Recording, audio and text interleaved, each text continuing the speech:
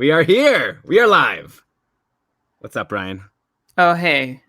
You don't care about the live show people. You care more about the regular listeners. I care the most about the live show people. You're just like, I'm not gonna say hi to them. They don't matter as much. I'm managing two computers at once. Right now it's a little bit of like overload. So I'm trying. Hi, Mathieu and Lewis and Alex and Lewis and Mathieu and Lewis and Alex. Welcome. It's so nice to see you guys. Okay, Alex is mad at me because we don't have the same Keeper League philosophies. Sorry. And he's probably going to say, like, you've never even been in one. So how do you know? And I'm like, yeah. Touche. What's the exact difference in opinion? I say to win now. Oh, yeah. Okay, so let's start the recording. So, Brian, let's do a 3, 2, 1 record here. Ready? Are you ready? I'm going to count down from 3. Okay, doesn't sound like you're ready. Oh, he left. Wow. Okay. Brian, hello? Yeah, hey. What happened there? I had to like reclose the door and window and everything. I see the door looks open still. Or maybe that's the closet. Oh no, my closet door is open. I hate it when I record like that. Okay. Look at what I have, by the way. Little sneak peek for the YouTubers. I just haven't had a chance to put it up. Mass. Move it more. I can't see all of it. Seriously? I can't see all of it. Now I see a bit more. I don't see the goalies. Mason! Oh! That's fun. And your favorite goalie. It's okay, we have all night, I guess. Jack? You move back! I can't see the whole thing. Lack. Okay, cool. Like you should know that if you see a goalie's body and M-A-N... I didn't! I just saw A-C-K, and that was all that was on the Jack, screen. After Steve Mason, who you should have figured out too. You went Jack. You don't know what I saw. You'll rewatch the video and see that it wasn't as obvious as you think. I can't see on my screen. All right. Oh, so now I can see. Oh, sorry. My camera's like not facing me. I know. Okay, so let's start the recording. Are you good? I'll do a 3, 2, 1 record. Yeah, 3, 2, 1. Well, okay. Let me count down. Ready? 3, 2, 1. Record. Okay. That's going. Recording. Wait, when you said recording, but you pressed it when I said record, right? I was already recording. You were already recording? No, I recorded at the prescribed moment. That's what I meant. That's what matters. Okay, let's do this show. It's okay. We only have like our longest show in a long time, and we're starting also a little bit late. It'll be fun. You know, I think there's a lot more content than analysis on this show. So you're welcome. Yeah, this is your chance to shine. Okay, let's see how it goes. Show everyone what you're made of. Yeah, and then you'll be like, what's your source? Cite your source better. Well, I mean, you had some pretty interesting. All right, well, I had to find tidbits about all. Yeah, so you say this guy and who he is. Let's save this for the show. Time. This is gold. It's not gold. We're getting it out now, so it won't be on the show. It's like I find a tweet. I'm searching for a long time. I finally find something that says something, and then I'm gonna do another 5 minutes of research about who this dude is who's saying it. I don't know. You just check the profile. Like when you see someone saying something, especially if they're not verified, you don't like click their name to see if they're reliable. Do. Well, apparently you don't. Well, with that one, you're telling me. But you said he was like a play-by-play guy, so I got it right. He was an official guy. So, I mean, sort of. He had followers. Anyway, okay. Let's say that. You did not vet your sources. Like, I'm not saying he's not a great source. This whole episode is also just like things that are not 100% certain anyways. So the sources don't matter as much. It's not like I'm like raking a trade. I'm just saying like this guy saw that this guy was practicing with this guy. Okay. Yeah. All right. I'm going to start. Okay. Oh, did you test your muting thing? Is that going to work now? No, I couldn't get it installed. All right, so you just have to try really hard to be quiet when I'm talking. Yeah. Okay. Yeah!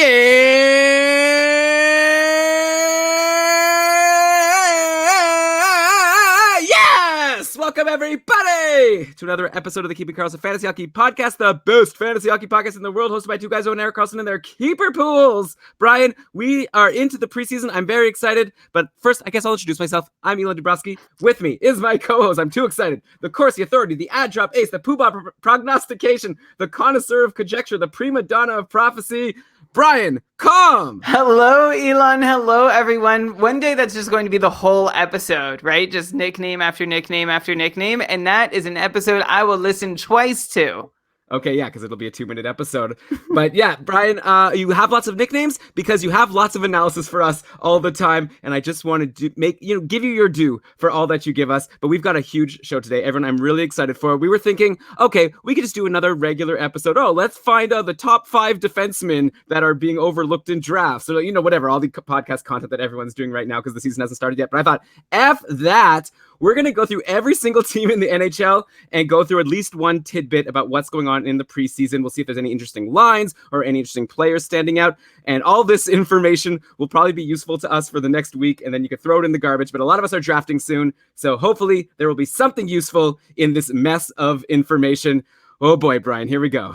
Here we go. But also, I actually said every preseason, I want to get always right out in front of everything and saying, don't think too hard about what's happening. It's just preseason, aka silly season, as some of us podcast analysts call it. But this year I kind of find myself wanting to get caught up in it.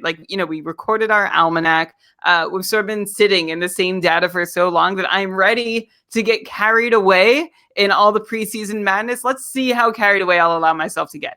Yeah, so I'll throw you different news items, and then you could comment on how interested you are in taking it seriously. Before we get into that, let's of course mention that we are presented by DobberHockey.com. It's the top fantasy hockey website out there. I can't believe we got them to agree to have this partnership with us. Very exciting. They've got a guide out there that you should have bought a long time ago. It's updating all the time. He just dropped a bunch of updates in this past week. That's the best thing about it. You buy it once, you keep downloading the updates as the preseason goes on. Maybe Dobber's going to listen to this podcast episode and then update his guide with all the smart things that we say. So check it out. DobberHockey.com.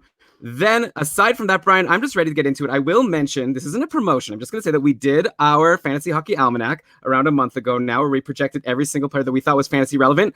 And you could buy that at keepingkarlsson.com/almanac. We've cut the price 50% off, but this isn't an advertisement, okay? I'm saying this because part of this episode, so we came up with projections for all of these players, and I think this is going to be let's make this our final chance to update any projections that we want. So as we go through these news items, I'll also be throwing at you what our projections were for these players, and we could come up with our final changes. And don't worry, we have a change log in the spreadsheet that you get when you buy the almanac. So people who bought it and want to know, wait, is this the old one or the new one? You'll see because it'll be in the change log.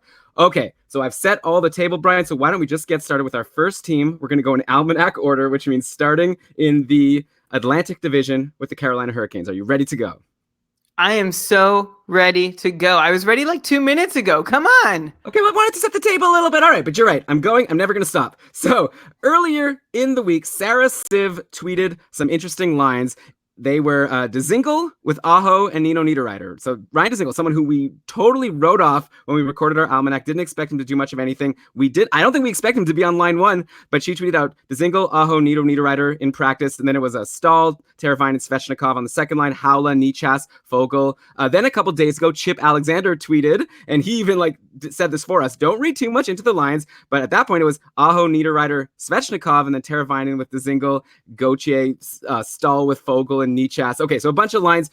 Also, there were power play units tweeted out. Dzingel, Haula, Aho, Niederreiter, Turbo, Gardner, which is 6 players now that I'm looking at it. So I'm assuming Haula wasn't there. So anyways, a lot of names being thrown at us. I'm going to tell you this. Okay, here are my main takeaways, Brian, and then you'll tell me what you think. I feel like maybe Ryan Dzingel should be higher on our radar because in both the earlier week lines and the later in the week lines, Ryan Dzingel was on the top line with Aho, either with Nino Niederreiter or with Svechnikov. You projected 50 points for Dzingel. I went 47. I should probably at least join you, right? Are you thinking of going higher now that it's looking clear that Carolina seems to want him in the top 6, maybe even top power play? He was also on that projected top power play that was tweeted. I think I was already making the assumption that Carolina wants Dzingel in their top 6, and I'm not going to suggest it's really that much clearer because of these preseason lines. I think it's as clear as you'd like it to be, right? If you want Dzingel to be in the top 6, it looks like you have the evidence to back that up. If you don't, it's just preseason. Let's not look too deeply into this. But for the sake of our discussion, let's assume that Dzingel is going to be in the top 6 in Carolina, which, again, figured that was kind of a likely scenario during our Almanac recordings. So I'm not going to raise him up from where I've got him right now. To be honest, though, I had backed off Dzingel a bit in mock drafts because of concern he wouldn't because, to be honest, though, I had backed off Dzingel a bit in mocks because of concern that he wasn't going to crack the top 6, but I like to see Carolina giving him a look, and I think he's going to be good enough to take advantage of it. So I am good to hold Dzingel as like a sort of secondary scoring kind of guy who's going to have enough opportunities to reach 50 points, but I don't think so many that he's going to get a whole lot more. Yeah, I'll go a little higher. I'll go 52 because I'm saying top 6. He's been playing with Aho on the top line, which is huge. Like you're, cuckoo bananas over Nino Niederreiter because he'll play with Aho, and Dzingel had a similar season to Niederreiter last year. Anyways, I don't know. You could correct me if I'm wrong there. The other thing that I wanted to bring up that's come out lately is that Jake Gardiner, I saw he was projected to be quarterbacking the top power play with Dougie Hamilton on the second power play, Falk on neither of them. Of course, they might be trying to trade Falk. We heard rumors of him going to Anaheim. So who knows? But Jake Gardiner on the top power play, that would be interesting, right? And on one hand, you might say, now, come on, Hamilton will be there before Gardiner. But we always think that about Hamilton. It's always someone else ahead of him. Like, think back to TJ Brody and then Justin Falk last year. So, I don't know. Last year, Gardiner paced for around 40 points. Do you think we should put him, because we actually didn't even project him in the Almanac because he wasn't signed to a team yet. So, we have to come up with a projection for him anyway. Should we just put him at the 40-point pace that he had last year in Toronto? Should we go higher because he might actually get significant power play time with Aho and company? I think it's the same as Toronto for Jake Gardiner. I don't really think there's a possibility of power play 1, despite what we might have been seeing in preseason. Look, in Toronto, he didn't beat out Morgan Riley. I don't think by that virtue he's going to be capable of beating out Dougie Hamilton or maybe even Justin Falk, as Falk remains trade bait. There's a lot of smoke, it seems, with Gardiner on the top power play in preseason, but I don't believe there will be fire. I think a repeat of Gardiner's Toronto projection sounds very fair to me. As a Maple Leaf, Gardiner was on a 40-ish point pace with power play production below even what you'd expect from a second pair. So I think 40 is fair to expect from him in Carolina. And if he can get half decent second pair, second power play production there, then he is a threat to get to 45.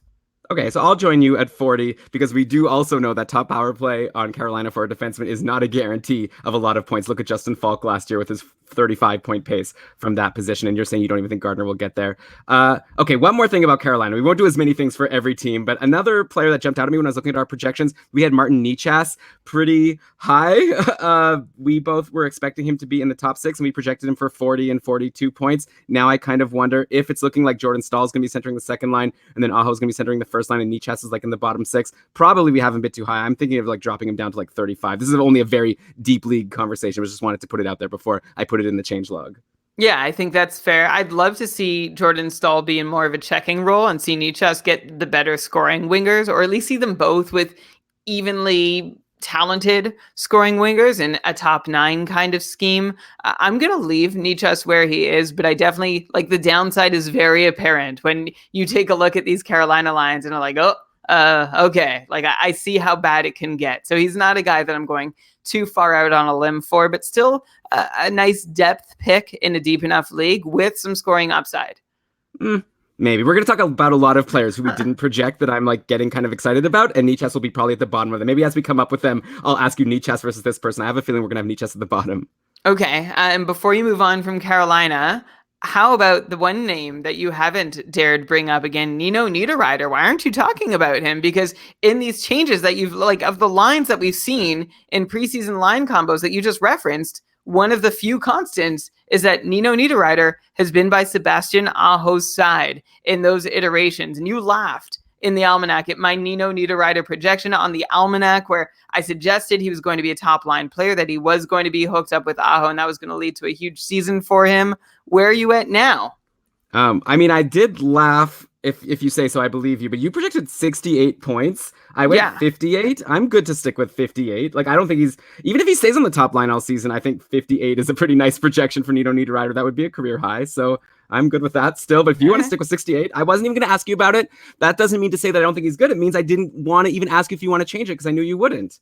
Of course I wouldn't, but like this is a time for where you can do a quick about face before the season begins. No, I'm very happy at 58 for Hmm. Niederreiter. And Brian, I'm taking this very seriously because I'm planning on using these projections for my all-important Cupful Tier 1 draft next week. So I need to get this right. I can't be going and reaching for Nino Niederreiter as a 70-point guy, okay? All right, so let's go I'm now. not saying reach for him.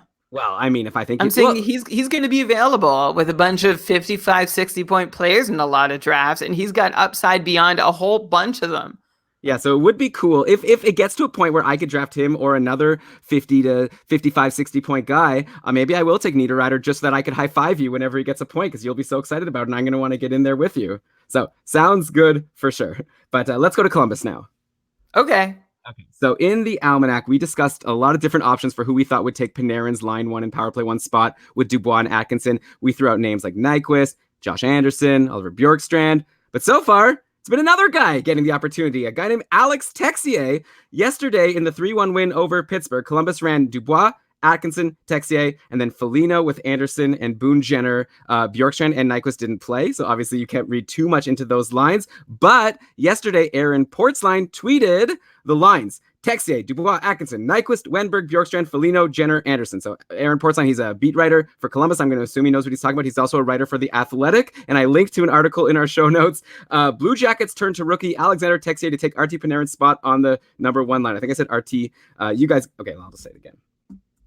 Wrote an article for The Athletic titled, Blue Jackets turn to rookie Alexander Texier to take Artemi Panarin's spot on the number one line. So there's a whole article about it. By the way, when I say in our show notes, one quick thing. So a perk for our patrons is they get access to all these notes that Brian and I are reading. It's just part of the perk of being a $5 patron amongst a bunch of other things. So our patrons are going to get this. This would be a good episode to have access to because I'm linking to all these tweets and articles as I go through here.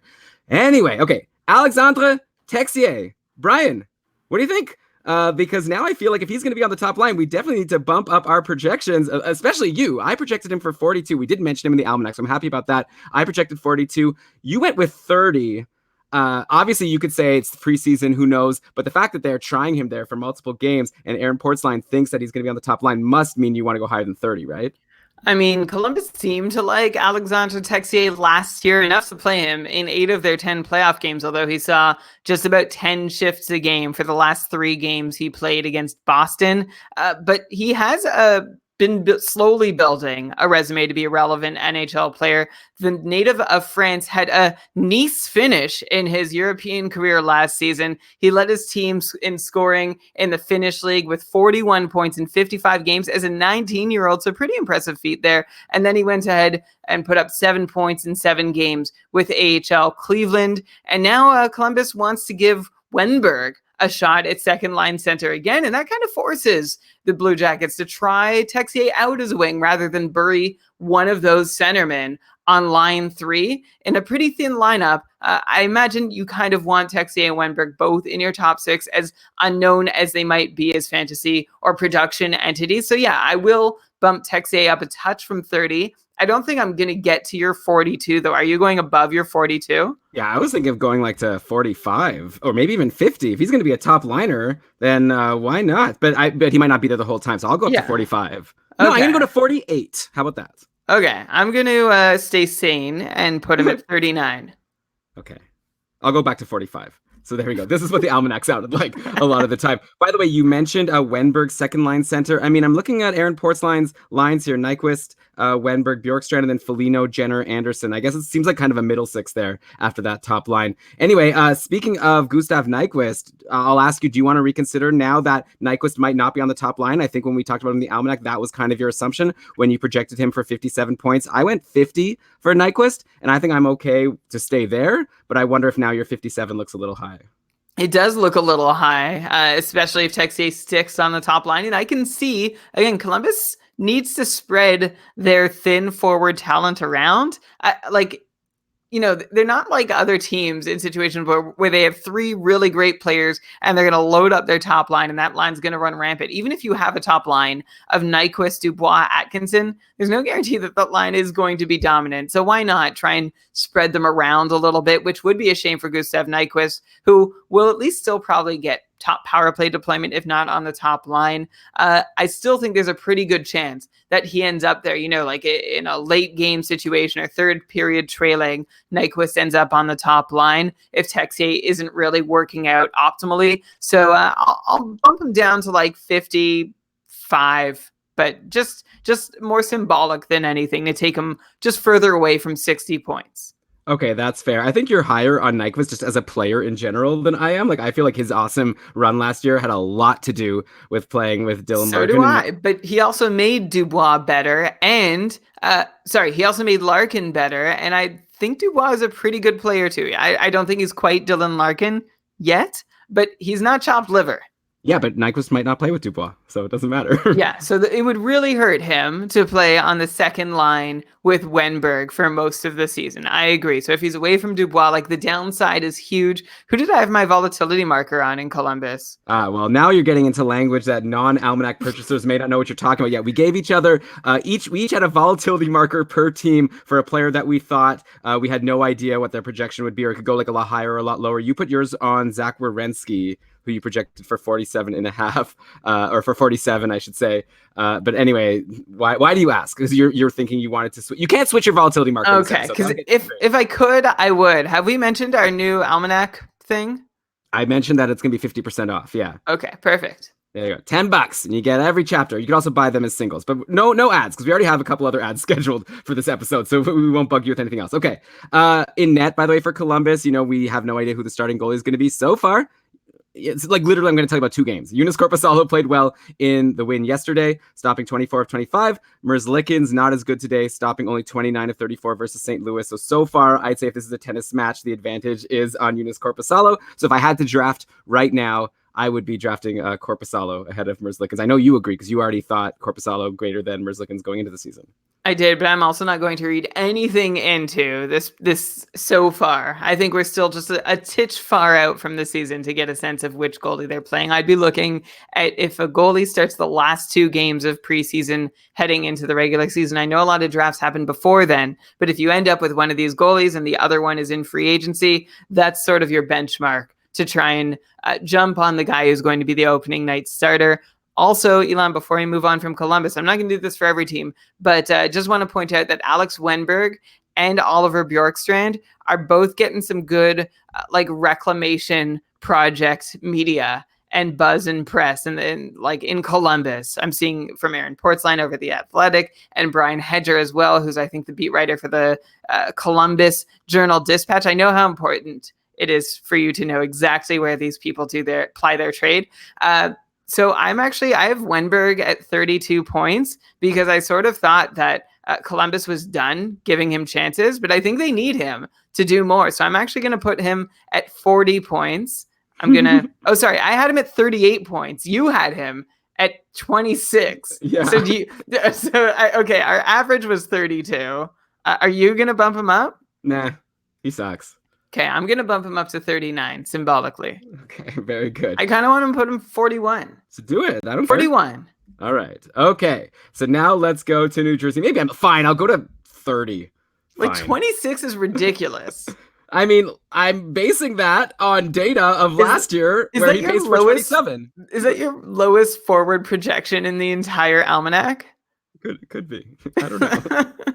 I mean, he was nothing last year, so I don't see why things will change. They're bringing in new, young, exciting players, and Wenberg's a big pile of nothing, at least in Columbus. He's not. He's a really good player. He's shown it before. It's in there somewhere. It's just a matter of if it comes out again this year, which, look, I don't know if it'll happen, but the potential that we saw a couple years ago is still there. And I love, by the way, that you've bumped him up from 26 to 30, and he might still be your lowest projected forward in the almanac. Yeah. Okay. By the way, I'm just like playing devil's advocate for fun. You're making really good points, Brian. Maybe he's worth it. I don't want to go any higher than that, but my like mocking tone isn't meant to be like, I think you're a complete moron for saying this. I get why you're saying it. Okay. I just want to make sure people know. I don't want people to think that I'm being mean to you here on the podcast. Okay. New Jersey. Bjorkstrand, we both have at 40. I'm not changing him, but I am like eyebrow raised at him. Okay. Fair enough. We have 29 teams to go. So I think they'll both outscore Boone Jenner.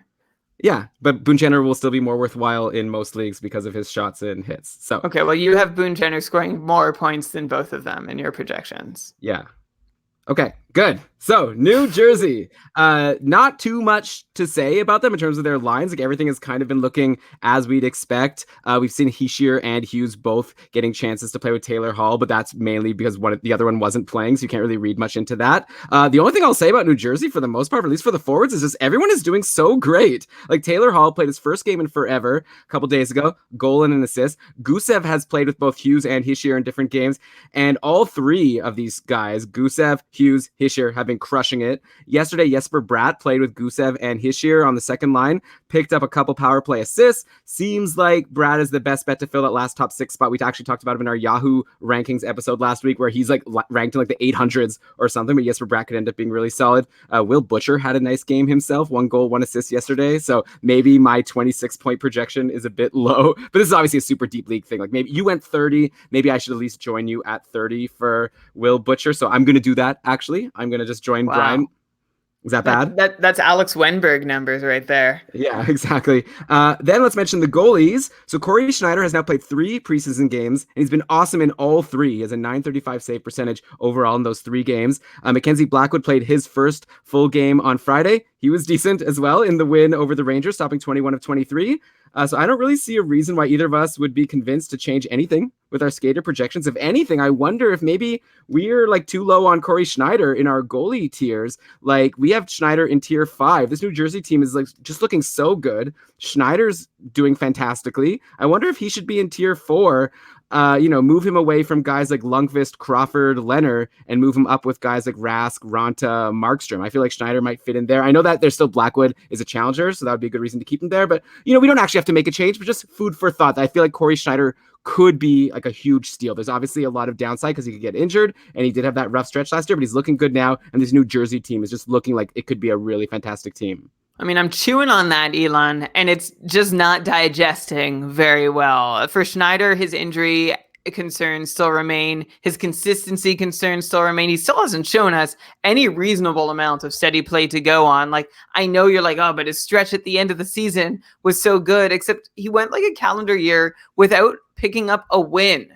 Like, he has had serious issues, and I know you've seen enough to hope that, all that's behind him now, and now he's like reactivated his elite Schneider that he was once upon a time. Well, I'm not ready. I'm not saying that. Okay, but he's somewhere. He's close enough to it. Like, he's at least an average NHL goaltender, which we haven't seen from him in too long for me to want to move him above guys like Henrik Lundqvist. So I think he still belongs in tier 4 because there's just so much uncertainty around him. But, you could make the argument New Jersey should be better than Chicago and the Rangers this year. So maybe that's a reason to move him away from Crawford, Leonard, and Lundqvist and up to Ranta and Markstrom and Tuukka. No, I can't. I can't even entertain the idea. Corey Schneider remains exactly where we put him in tier 4.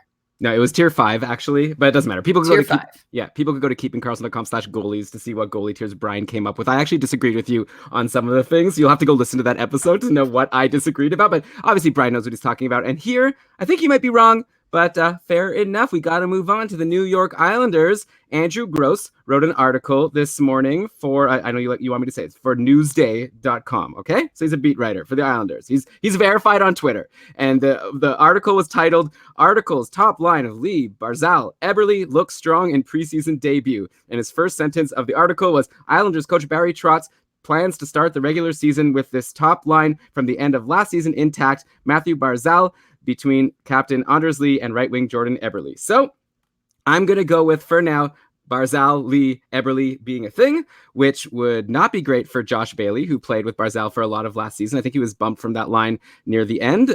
We projected Josh Bailey at like around 56, 57 points, and we both had Eberle at 53. Should we consider maybe flipping these guys or just bringing Bailey down? I'm definitely not comfortable with Josh Bailey, who was already off top power play for a lot of last year. And now if he's not going to be playing with Barzal or Anders Lee, like it seems like they're just stacking up their top line with their three best players, that concerns me about Josh Bailey then. I am also concerned too. Like, we projected Bailey assuming he was going to hold his depth chart standing, but significant time away from the top line. And Matt Barzal would mean that I would want to ding him a few points. But, you know, we've also seen these iterations change very quickly. So I don't know that we can really go a ton off of what we're seeing, except to know that at least like the Islanders aren't married to Bailey playing with Barzal. So you know what? I think that is enough to knock him down at least a couple points here. So I had him at 57. I'm going to put him down to 50. I'll put him like 54. If I was going to go one direction from there, I'd go lower. I still think he is going to end up with Barzal a bunch. And I have to mention the same thing for Eberle, because my concern going into the season is that he's going to end up playing half the year with Brock Nelson, as ended up being the case last year when he also started alongside Matt Barzal. So just, you know, a preseason game with Matt Barzal means nothing, especially if an opening night game with Matt Barzal also means nothing for Jordan Eberle. I am hoping he can stick with Barzal and Lee, and that two things then happen when Eberle is on that top line. The first is that Anders Lee's shooting percentage bounces back, and also that the top power play that Eberle keeps his spot on looks like a top power play and not like a secondary unit at best, the way it did last year. So I'm not going to push him up a whole bunch. I think I'll put him, I will put him up above Bailey, assuming that, okay, if what we're seeing now is what we're going to see opening night, it's a safe bet to assume that's going to happen again. So I'm going to put Eberle, I'll give him 56 points, a couple more than Bailey, and give me 53 for Bailey, just to be really pedantic about it. Okay, I'm just going to leave Eberle where I had him at 53, but I'm dropping Bailey all the way down to 50. He's just not someone I'm interested in my draft, so I'm just going to put him there. And I think that actually what I told you is a little better than like a single preseason game line. Like this was a quote from Barry Trotz, which I think as far as preseason information goes, that's like the gold standard. If you get a coach telling you these are the lines he wants to use, that's like to me the best you can get for now as for trying to predict what the lines are going to be. So yeah, we'll see. But as you say, obviously that could change, especially if things don't work out. That's the whole reason why you have a coach, is that you can make changes on the fly once you observe what's going on. Another quick thing on the Islanders, Devon Tave scored a power play goal and an assist in his first preseason game versus Detroit on Friday. Don't forget, Devon Tave was on the top power play in the playoffs last year for the Islanders. Power play goal in his first preseason game. We had like wildly different projections for him. You had the Wenberg projection here. You went with 30. I went with 41. I think that it's looking to me like Devon Tave is going to be the top power play guy and also get a decent amount of ice time. So I'm happy to stick with my 41. Are you going to stick with 30 or do you want to change? It's your last chance. I will move him up. But does this mean that we also need to consider moving Nick Leddy? So we have, let's look at the whole Isles decor. So Nick Leddy, we had averaging at 34 points. Pulock, we had averaging just under 45. And then Devon Taves, we had at 36. So I still think that's going to be the order of final points scored, but I should put Taves up a little higher. I feel like the most likely scenario is that he starts on power play 1 and he and Leddy end up sharing time there somehow. Well, Pulock just keeps doing his thing from the second power play unit and at even strength. So I will move Devon Taves with this stated intention that he's going to start on the top power play. I'll move him up to like 30, 39. Okay, that's good. That's a big jump when you had him at 40 or 30 before. And yeah, we already had Nick Leddy low, so we don't have to change him very much. I had him lower than you. I had 33, you had 35. This is kind of like a Carolina situation, right? Like you've got Hamilton and Ryan Pulock, who we think are like kind of the best defensemen, but they're on the second power play. And then we'll see who like goes on the top power play. But it's also someone who doesn't give you many peripherals. Like Devon Taves isn't really great for periffs, but maybe he could be good for a 40-point pace or so. So we'll see. Also, I don't know. This is like not a big news item. Like I'm not saying he's he's even been penciled in to be on the top power play. He did have a power play goal in his first game, but like Leddy wasn't playing in that game. But I am also basing that on the fact that he was the top power play guy in the playoffs last year. Okay. New York Rangers. We already said on the last show that David Quinn has indicated that he plans to play Pavel Buchnevich on the top line with Panarin and Zibanejad. Then the second line was looking like Kakko, Kreider, and Filipino. So I think we may want to bring down our Capo Kakko projections, or at least I might want to. Like, I projected him for 60 points. That was definitely assuming that he was going to be playing with Panarin and Zibanejad, because Zibanejad was already learning how to speak Finnish. You went 59 points for Kakko. I think I'd rather project and draft him as like closer to a 50, 55 point guy, not a 60 point guy. And also, by the way, people keep on asking, who do you think is the better rookie for this year, Hughes or Kakko? I'm officially like changing my stance from what I've seen from the Devils and the fact that Kakko's off the top line, potentially on the Rangers. Like, I like Hughes as my top rookie forward this year, and I think I'm going to bring Kakko down. Let me see what you bring him down to, if anything, and then maybe I'll just mirror you. What do you think? The trouble with projecting Kakko is that it's a pretty big drop from first line to second, right? First line, you're with Zibanejad and Panarin. Second line, you're with probably Hedl and Kreider. Kreider's no chump, right? And Hedl could turn out to be something, but it's a pretty big drop. So Kakko not being assured top line status. First off, Zibanejad's Finnish lessons have gone completely to waste if they can't chat in Finnish while playing together on the ice. So I will drop Kakko. I'll put him at like 54. I still think in leagues where like position eligibility means that a winger is more valuable than a center, there could still be an argument for Kakko to be taken above Hughes, except Hughes, we know, like, anywhere in the top 6 in New Jersey is going to work out just fine for him. There's not going to be a huge drop so long as he can bring it himself. And early indications seem to be that he's going to be able to. So I might think Jack Hughes as being sort of the safer pick, but I think Kakko's ceiling might still be higher. Yeah, okay, that seems fair. I don't think Kakko's ceiling is higher, though. I think Hughes' ceiling is higher because he could play with Taylor Hall. So I'm going to actually bump up my Jack Hughes projection. Now that I'm saying I had Hughes at 53, I'll go him 57, and then I'm going to bring Kakko down to 52, and you have him down at 54. In the end, I don't know. If you're in a keeper league, obviously you want to get both of these guys, and if you're in a one-year league, it's really tricky because you don't want to be passing on like an established 55, 60-point guy to take a chance on Hughes and Kakko, and really, like, what can you expect? You're not going to see like 70 points most likely. Like, that would be like Elias Pettersson numbers, and I don't know if we're going to be expecting that, but you never know. Okay, Brian, let's go to Philly now. Everything looks pretty much as expected here from what I've seen so far. We're still waiting. Are we skipping Buchnevich? Oh, yeah, we can talk about Buchnevich. We both projected him for around 52, 53. I'm okay with that because who knows if he's going to stick on the top line. I'm not going to go higher on Buchnevich. You can if you want. So if you're taking Kakko down because he's not going to play more on the top line, play as much on the top line, that means someone's going to. Don't you think it will be Buchnevich? Yeah, but I don't know. It doesn't always work that way, Brian. Maybe just there will be fewer points to go around. I don't know. I don't want to put Buchnevich higher than 52, and I don't want to have Kakko higher than 52 either. And that's just the decision I've decided to make because maybe they'll both take turns on the top line. So I don't know. Yeah, I mean, we've seen Buchnevich really struggle to hold good deployment before. He has a history of disappointing coaches and losing plum opportunities. So I'm actually just going to put him and Kakko even, both at 54. And I also did bump Hughes up a few points as well. Cool. So at 56 now, or Great. Just 1 point. Okay. Very good.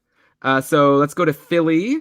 And like I said, everything's kind of looking the same. Alex in the chat room is saying that Morgan Frost is looking like he might make the team. So that's cool, but probably not in the top 6. We're still waiting on Travis Konechny to show up after signing his new contract. I'll be curious to see if he gets back on the top line with Giroux and Couturier. A guy named Joel Farabee has been playing there in the meantime, but probably that's Konechny's spot, I would assume. The top power play seems to be as expected. Giroux played on the right side, Voracek on the left, Couturier, JVR, and Gostisbehere. Carter Hart, by the way, has faced 25 shots now over 2 games. Like, he's played 2 half games, still hasn't led in a goal. He's another goalie that I think we may be a little bit low on. Like, I think I'm tempted to bump him up to the 3rd tier with guys like Binnington and Hellebuck. I see Carter Hart as similar to them. I know you still think, or maybe you don't now, I don't know. Like, you have mentioned that you think Brian Elliott is still going to like get a decent number of starts. I think that Carter Hart is like the for sure starter. I think this Philly team looks pretty good. So I'd probably have Carter Hart in tier 3, but I won't argue too much. So okay, yeah, I think he fits just fine amongst Rask, Ranta, Martin Jones, Markstrom, and Mrazek. So I'm not going to move him.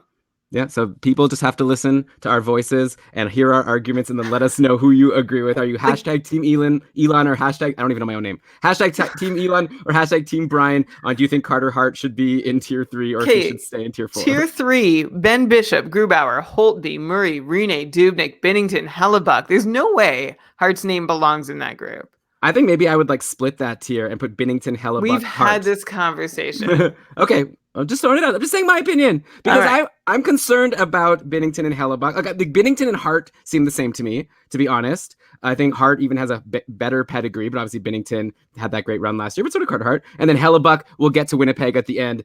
Everything's looking very scary there, so I see those three as similar. But yeah, you're right. Some of those other goalies, like Holtby, obviously is at a different level. I've also moved Travis Konechny up a couple points after that contract. I feel like there's a vote of confidence from Philly. They think they've gotten him what I hope he has to show. So I had him at 53 points. I've now evened up with you at 55. Cool. Okay, I like this. I like whenever we're getting closer together. I feel like that makes me more confident in the projection. When we're far apart, then I worry that like one of us is very wrong and it could easily go either way.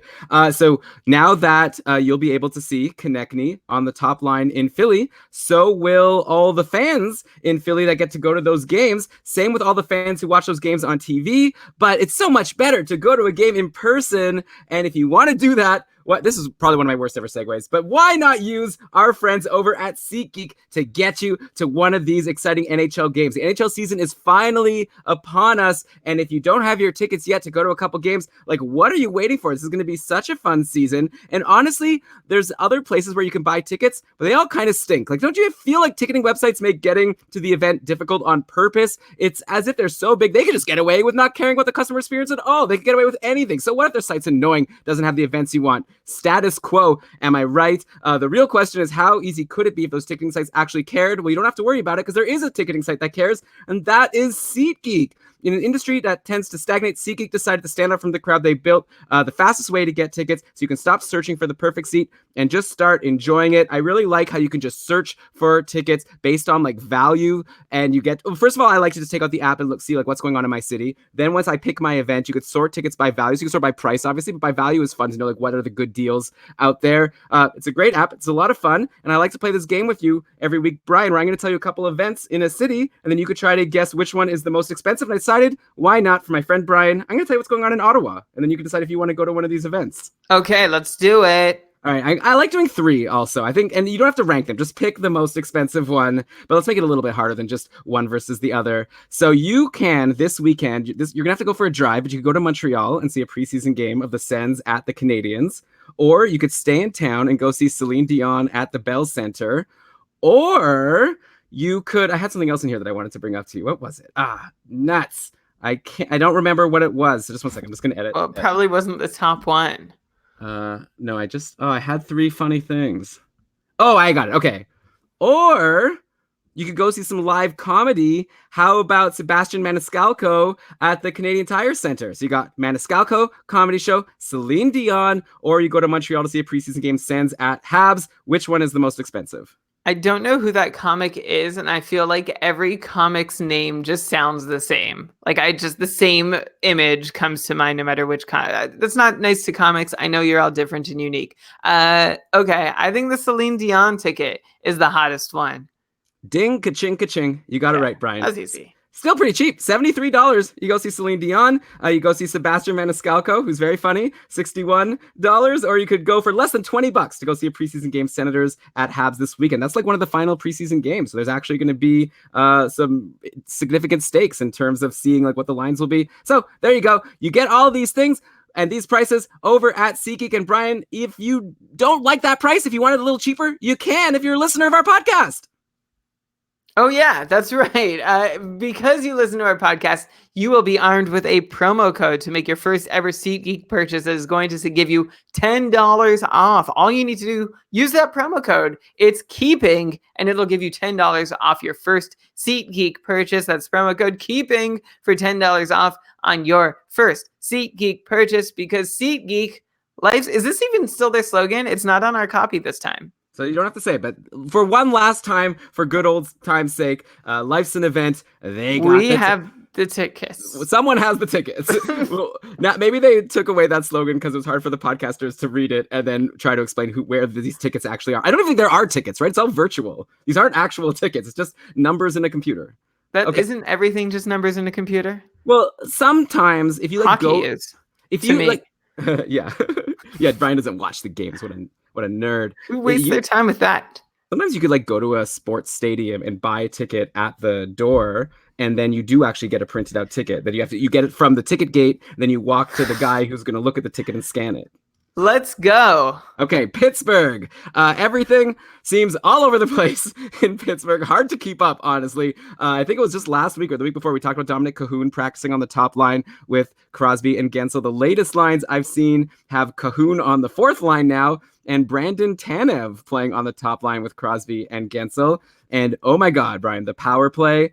Like, check out these tweets from Wes Crosby from a couple of days ago. So here are the tweets. More experimenting with the power play. Hornqvist joins Crosby, Malkin, Galchenyuk, and Schultz. Gensel on the second unit with Letang, Pettersson, McCann, and Cahoon. That's just one of the variations they've shown today. And then, like a few minutes later, now it's Crosby, Malkin, Hornqvist, Schultz, and Letang. A little bit of everything. So, like, to break that down, if you missed all those names so quickly, we had an option there with Gensel and Letang on the second power play and Galchenyuk, Schultz on the first one. Then there was a version with Letang and Justin Schultz on the top power play. So 3 forwards and 2D, and no Crosby, Malkin, Hornqvist, Schultz, Letang. So no Gensel there.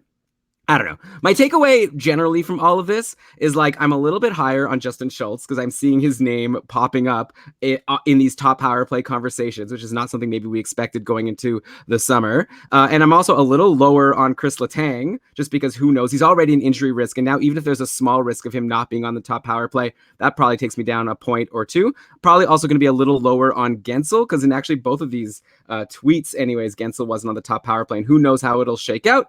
But yeah, I'm just going to put him a little bit lower because I had Gensel all the way at 80 points, which was definitely assuming that he was going to build on last season, which was already amazing because he's going to get all that extra power play time. But there's reasons for him to not. So I'm more comfortable now saying 75 for Gensel.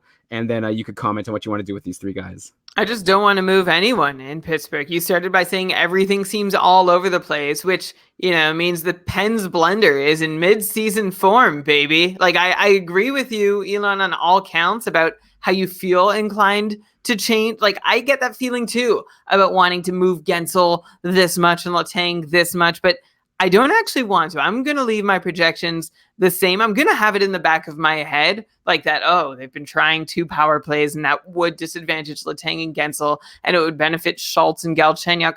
But I can't get on board with it. Like the Pens are about to go on a journey this season to find out what a good power play for them looks like post Kessel. Maybe it'll be a top unit that stays just as dangerous. Maybe it'll be 2 balanced units. We don't know. This is brand new, uncharted territory for Pittsburgh, and we're going to watch them figure it out, and it's going to be frustrating. Like, I wish this preseason game didn't even happen. I wish you never found out about it to plant the seed of doubt in my mind. I'm not going to change anything. I could totally see everything just being the way we expected it on night 1, which is Letang and Gensel doing just fine on the top power play unit. But it is good to know, at least have that seed in the back of your mind that says, maybe Pittsburgh wants to try Justin Schultz with their big guns and have Letang and Gensel contribute to a second unit that can also score. I just don't see that being the case all season long. Yeah, probably not all season long, but it just makes me scared that, this like Gensel top power play, lock him in the whole time. Maybe that is not as sure. So fine, I'm bringing Gensel down to 75. You had him at 79.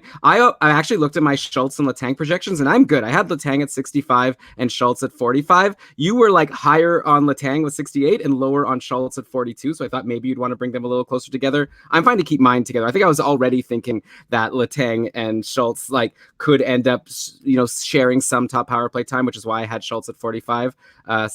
But everything you're saying makes a lot of sense. And who knows? I just think that things are maybe going to be a blender more than we expected, which makes me think that you don't want to just assume that Gensel and Letang are going to be on the top power play the whole time. You would think Letang, but we've seen it before. Like we've seen Letang bump from the top power play for Schultz, even when both were healthy, though. That's actually a very rare thing that both Letang and Schultz are healthy. So hopefully for the Penguins, they'll get that next year. Okay. And then also, Brian, just a couple like more like housekeeping things. I'm going to join you with Jared McCann at 40 points. I put 45 because I thought he was going to be like a line one guy for a decent stretch because that's how the last season ended. I was naive and stupid. So I don't know why I did that. So yeah, I'm just going to join you with Jared McCann at 40 points. And I think that that's it for Pittsburgh. Great. Okay, so next up, let's go to Washington. Finish off this division. We'll be one division down. Not really much intrigue here. I'd expect Ovechkin, Backstrom, Wilson, Oshie, Kuznetsov, Verana. That's going to be the top six in one configuration or another. Haven't seen anything to convince me otherwise. I'll mention this. Radko Gudas has 6 shots and 6 hits in 2 preseason games so far. He was playing on the second pairing with Orlov a couple days ago. So yeah, don't forget about him in bangers leagues. Like sometimes maybe you would expect that Gudas might not hit anymore now that he's on a new team, but seems like he's hitting just fine. Also, gotta love him taking some shots, getting second pairing, meaning he's going to have a decent amount of ice time potentially. Yeah, so that's nice. And like sometimes this happens, right? Where a player goes to a new team, especially a player who's expected to be physical. They want to come in, eager to make an impression. That's great. Let's see if Gudas can keep it up. And also, by the way, not get suspended. If you remember, in those days where he played with the biggest edge, he frequently had to sit games out because of crossing the line several different ways, several different times. But hopefully he'll leave that to Tom Wilson in Washington and he can stay in the lineup, put in some kind of meaningful peripherals. I still don't expect much scoring to come, but he probably is the best candidate on the Washington D-core to have a Niskanen-like season where he's just on the edge of fantasy relevance for several stretches. Yeah, we actually have him pretty low for points, like around 20. So maybe he could do higher, but let's not change it because that's really nitpicking. But if you're in a league where like 2 years ago, Radko Gudas was like the defenseman to own in your bangers league, could be the case again in Washington. So don't forget about him. Let's go to Anaheim now. We're in a new division. Looks like the Raquel Steele Silverberg line is still very much a thing. That's how the season ended last year. And I saw a tweet from Elliot Tieford, who's a beat writer for Anaheim, and he was still tweeting out lines that included Raquel with Steele, Sam Steele that is, and Jacob Silfverberg. Last year, just to remind you, at the end of the year, Raquel ended the season with 17 points in his last 17 games, Silfverberg 19 points in his last 17 games playing with Raquel, and then Sam Steele came up right at the end for the last 9 games and had 8 points playing with those guys after getting called up from San Diego. So Brian, currently you've got Raquel, 65 points, Steele, 50 points, Silfverberg, 47 points. Do those still look good to you? I'd imagine they do. Just throwing it out there. I'm not expecting you to change anything. I'm not changing anything. I made my thoughts very clear on Silfverberg by now. At least I hope I have. And I'll say it one more time. Silfverberg down that last stretch where he was super hot, scored 8 times on 36 shots. He carried an 86% IBP all season long, which was even higher during that last hot stretch. Like these numbers for Silfverberg that we saw in less than a quarter of a season, they're not going to repeat. Silfverberg, Steele, and Raquel all caught lightning in a bottle, and I'm not going to expect them to be able to repeat any version of that for a whole lot of time. And I see Sam Steele and Silfverberg both as guys who could get shaken out of top-line deployment real fast for other options if they cannot recapture that lightning in a bottle. So yeah, I am not moving at all from my pretty low projection for Silfverberg, my sort of optimistic projection for Steele, and my feeling pretty good about Rickard Rakell regardless. Like he's going to be fine. He doesn't need to catch fire. He is fire. Yeah, well, you have him for 65 and I have him for 70. And I guess I'll stay. I can't change it. I have no reason to. And yeah, I don't know. Like, I feel like sometimes, Brian, I think I've said this before, like when a player does like too well, you almost like, it makes you like want to find more reasons why. Like, obviously, Silfverberg had a high shooting percentage, but also I'm not asking you to project him to be point per game, right? He had 19 points in 17 games in that stretch. So even if you half that production, I think you still would have him producing at higher than a 47-point pace. So, or like around there. So you know what I mean, right? Like I feel like I'm going to put him for 50. I'm not going crazy for Silfverberg, but I do think he might be in line for a career season if he plays the whole time with Rickard Rakell. And seems like that's a line that the coach likes at this point. Dallas Eakins, new coach. Yeah, I'm not buying in. But like, yes, it's promising for anyone who wants to believe in Silfverberg that he has that opportunity to at least start the year. A career year for Silfverberg doesn't mean a whole lot, right? His best season was 49 points in 79 games as a 26-year-old. That was 3 seasons ago now. So we'll see if he can beat that. I think he can. I think he could do 50. What if he had like 25 points in 17 games but with a high shooting percentage? Then would you still be like 40? Like, what would he need to do along with a high shooting percentage before it's like, okay, that counts? Like, just so I understand for the future.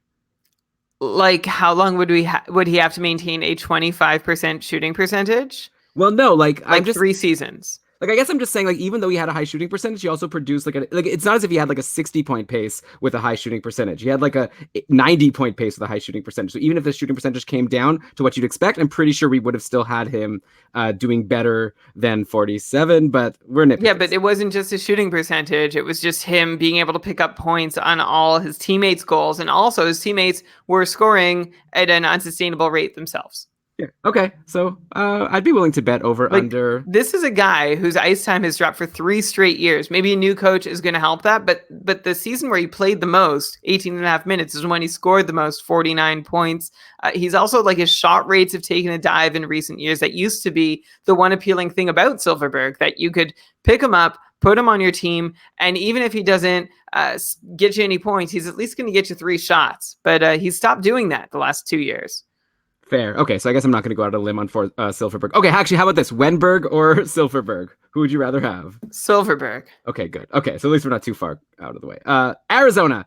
I feel like I definitely need to downgrade my Nick Schmaltz projection. I had him at 59. I think I should at least match your 55 after reading an Athletic article by Craig Morgan that said that Rick Tocchet was putting Derek Stepan as the center on the top line with Keller and Kessel, while Schmaltz was with Dvorak and Connor Garland. So that's good for Stepan if he could play with Kessel and Keller. So we both have Schmaltz ahead of Stepan right now. I have Edward 54. Should we at least be even on these guys? Like, do you think that we should at least have Stepan and Schmaltz with the same projection? I'd maybe even be tempted at this point to put Stepan a little bit ahead, like maybe put 55 points for Stepan, Schmaltz like 50. Yeah, it's really hard with both these guys because they have some pretty great upside, but also downside. And neither one is also known for doing a whole lot in any other categories when they're not scoring. So for Stepan and Schmaltz, if I'm picking between them, I'm going to lean Stepan by a hair. I think his floor is a touch higher, and so I'm happy to reverse. Like, I had 55 points for Schmaltz, 54 for Stepan. I'm just going to reverse that and give Stepan 55. I was really sort of buying into your confidence about Schmaltz, but now that you've lost yours, I'm just going to be pretty content wanting Stepan as my first Arizona centerman. Okay, so I'll join you. I'll also go 55 for Stepan and 54 for Schmaltz. And yeah, you never know. We'll have to wait and see. We haven't even seen a game yet with Phil Kessel, I don't believe. Yesterday, Keller and Stepan did play together in the 4-3 win over Anaheim. Kessel hasn't played.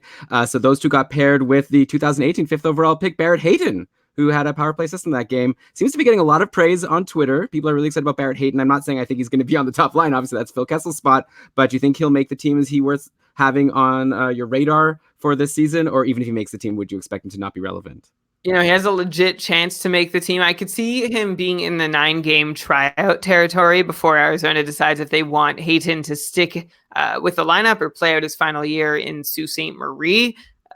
I don't know. Like, he's not someone I can get excited about until I see how willing they are to deploy him during that tryout. So he's not someone I'm reaching for in drafts, essentially, is what I'm saying. Okay, that's fair. By the way, a question in the chat room. You mentioned like Silverberg and Raquel being line 1 in Anaheim. So Kevin is asking, is Raquel line 1 or is it Getzlaf line 1? And I know we sometimes get into too many arguments about what's line 1 and what's line 2 and really what does it matter. But yeah, I didn't comment on the Getzlaf line because I still don't really know what's going on there. Like, he might be playing with Andre Kasha or he might be playing with Troy Terry. There's another name up there that I'm blanking on right now. So I'll let you know more about that line when I hear something about it. Richie, he played with Richie and Kasha against the Coyotes. So, like, you know, Getzlaf and Steele are going to be the top 2 centers, and then Kasha and Raquel are going to be floating around the top 6. And, like, all 4 are pretty decent bets for production. Steele, you're hoping he shows he's ready, but Getzlaf, Kasha, and Raquel, I'm still pretty happy to have on my roster. Steele is, like, my 4th Duck picked, then Silverberg, but I'm probably not picking Silverberg. Right, of course, because you hate him so much. Okay. I used to love him. Yeah, now you hate him. Well, that's what happens. We hate the ones who we used to love, like, more than anyone, right? I'm surprised that you just got a poster of Steve Mason and Eddie Lack after they let you down so badly. I still love them. Okay. So Calgary, there was a tweet. They'd be good if they had the right opportunity. Of course. Yeah, Eddie Lack never got any opportunities. I found a tweet from Derek Willis on Friday. Quote, this is one of my gems, right? This is a coach quote. Bill Peters just told us that experimenting with Elias Lindholm at center is probably not going to happen in preseason. Expect him to stay on right wing with Sean Monahan and Johnny Gaudreau. So there you go. Probably not much notable going to change with the Calgary forwards, I'd predict, for next season. Seems like they're going to go with the same group that they went last year. I guess there'll probably be some person that's jumping in on the line with Backlund and Tkachuk. That spot obviously isn't set, but seems like, according to Bill Peters, Lindholm, Monahan, Gaudreau, line one to start the season. So there you go. I'm not going to change any of my Calgary projections. I wasn't expecting to, but you always get a little nervous because it's such a valuable top line spot, and Lindholm did struggle at the end of last season. The tweet says that Bill Peters just told us that experimenting with Elias Lindholm at center is probably not going to happen in preseason. Does this mean that it could happen during the regular season? Is the experiment maybe still on? Can we never get news about Elias Lindholm that is just going to help us feel settled and comfortable? It would be so nice to just think, oh yeah, okay, the Flames want Lindholm on the top line. That's going to stick, and they'll figure out their second line at some point. But we never get that. So Lindholm remains a top tilter for 2019-20, who I'd rather not have on my own roster and have to constantly worry about him. And even, Elon, I wonder what you think of this. There is the school of thought. If he does start on the top line, then he's a great fantasy asset. If he gets off to a great start, and then you can trade him. But I feel like he's marked. Everybody knows the downside is there and that you wouldn't even get great value back for him. So I'm not even willing to take that much of a chance on him. Yeah, well, first of all, obviously the coach isn't going to say we're never going to experiment with Lindholm during the whole season. Well, he specified in preseason. Well, I'm assuming the point of the preseason is to come up with a plan for the regular season. So that means if he's not going to experiment with it in the preseason, that means that's his plan for going into the season. I think you might be reading too much into those two words. Maybe. I also want to be clear. I still think Lindholm could have a really great season. Yeah, tell everyone what I projected. Yeah, you were high. I wasn't even going to mention this, but since you say how nervous you are about him, I projected him for 70. You went 75. Do you want to just join me at 70 and feel better about yourself? No, I think he's going to get 75 points. I think it's just going to be a painful ride, and there's some huge downside there. Did I give him my volatility marker? Yes, I did. So it's 75 with a volatility marker. Okay. Then in nets, so this is obviously one of those situations where we have no idea what's going to happen. I know you said Riddick. Riddick has been fine in the games he's played. Cam Talbot played half a game and let in 3 goals on 9 Canucks shots. But the Flames are playing today against Winnipeg, and Talbot has so far stopped 16 of 17 shots. So he's having a good game. So I feel like it's still totally up in the air. I don't think it's settled. Like you said, with the last goalie conversation we have, you'll have to wait and see what happens for the couple of games at the end of the preseason before we'll even be able to accurately project who's going to be starting game 1 for Calgary. I still think it's up in the air. I think you are more confident. And a lot of people, I think I'm sort of in the minority here, thinking that Cam Talbot still has a shot to be the starter. You are. I think he has the shot to be the starter. I don't think that shot is going to come opening night. I think it's going to be Big Save Dave, and it's Big Save Dave's job to lose, which could very well happen. And I could see them sharing the net through the season. But if you're looking for the Calgary opening night starter, I still feel pretty comfortable in saying it's going to be Riddick. Yeah, and maybe it's not so impressive to be doing well against this Winnipeg team that is without so many players at this point. But again, I'm teasing. We'll talk about them at the end. Jack Roslovic has a goal in this game so far, the only guy who's been able to beat Cam Talbot. So let's go to Cam Talbot's former team, the Edmonton Oilers. So their practice lines from a few days ago had Draisaitl with McDavid and Zach Kassian, and then Nygaard with Ryan Nugent-Hopkins and James Neal. So obviously when we heard that James Neal went to Edmonton, the main excitement was, oh wow, what if he gets to play with McDavid and Draisaitl? So that's not happening so far, but still playing on the second line with RNH. Nothing to sneeze at, I guess. I projected him at 45. I'm tempted to bring him down to 40. Maybe, I don't know. I was hoping that he'll get a crack on line 1. Doesn't seem to be happening. What do you think about James Neal? You weren't into him before, so I'm assuming you're just still going to be not into him. Yeah, exactly. I'm not going to be into him. I just don't. I never saw him getting that shot that you thought he would get. You did sort of talk me into buying into him. I had him at 45, and I don't think that him not being on the top line right now means he's not going to get a crack. like it's not any less likely because of these preseason lines that James Neal gets a shot playing alongside McDavid. But this is another case where your optimism sort of made me, like lifted my projection. And with absent that, it's going to sink a little. So I'll put him down at 40. And like his downside is awful, right? It's like 20 points. I mean, is it? Because I still feel like he's one of the better forwards, which isn't hard to do. Like, I think he's one of the top 6 forwards on Edmonton. Yeah. I think he has a good chance to stick in the top 6. I'll go 44. I'll go one less than I had in the almanac. Okay, then I'll join you at 44. Okay, fair enough. All right. It's a very scientific projection process for me on James Neal. What does Elon think? To be fair, you already did all the research in the almanac, and now this is like little tweaks at the end based on these minuscule news items that we're having to feast on because it's all we have right now. By the way, Mikko Koskinen looking pretty weak in his first 2 preseason games. 6 goals against on 43 shots so far. That's an .860 save percentage. Mike Smith has been ill, so he hasn't played yet. Brian, we have Koskinen in tier 7 and Mike Smith in tier 10. I feel like they should be in the same tier. Like, I think Mikko Koskinen sucks, actually. And the more games I see out of him, the more I think so. I don't think he's going to be the starter. And I think he's going to be really bad. I'm very worried about this guy.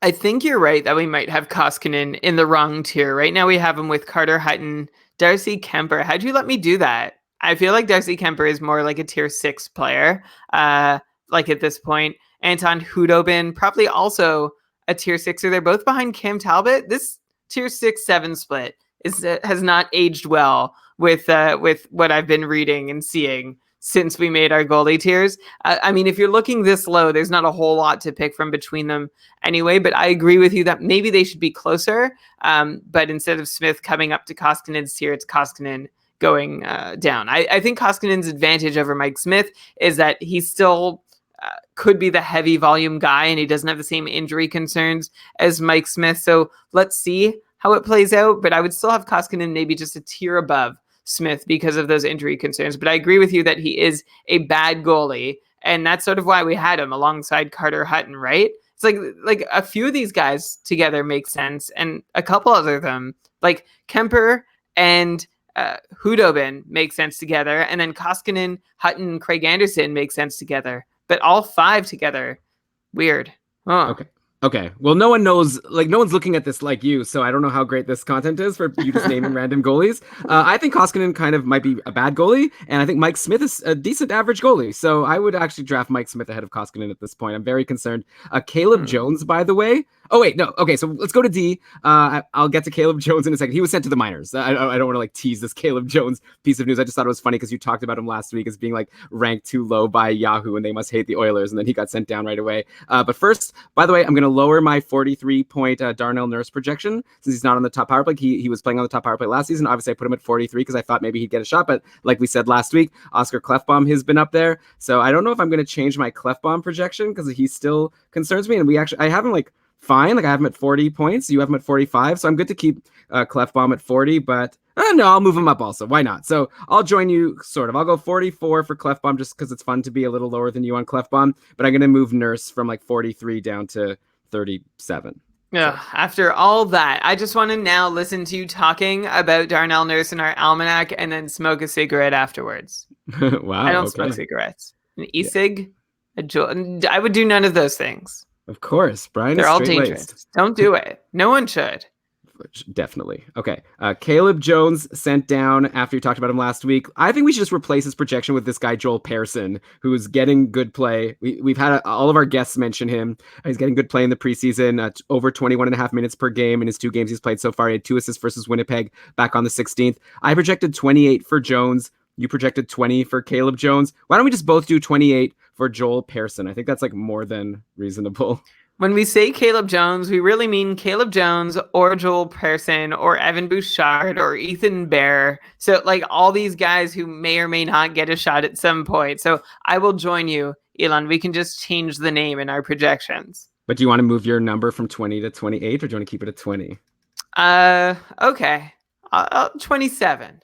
Okay, 27, fine. Okay, let me just put that in and let's go to actually, you know what? Before I had something set up really nice for our ad. Okay, I'm gonna skip a few teams here. Let's go to the end of the Pacific Division and talk about the Vegas Golden Knights, who I don't have that much to say about, but Max Pacioretty has had a couple good preseason games. He had 3 goals and an assist versus Arizona on the 15th, 1 goal and 2 assists versus San Jose yesterday. So this is Max Pacioretty used to be an all-star in the league, a perennial 65-point guy.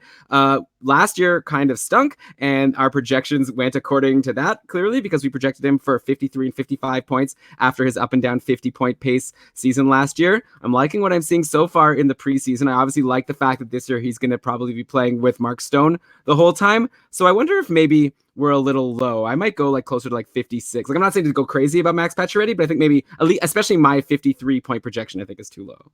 Very nice that Max Pacioretty scored 3 goals and an assist versus Arizona on the 15th of September. Call me when Pacioretty does it on the 15th of any month between October and April. I'm staring where I am, Elon. Like, I didn't even know if you were going to tell me you wanted to go higher or lower than your 53. I was already a little higher at 55 on Pacioretty than you. So are you going to go even higher than me?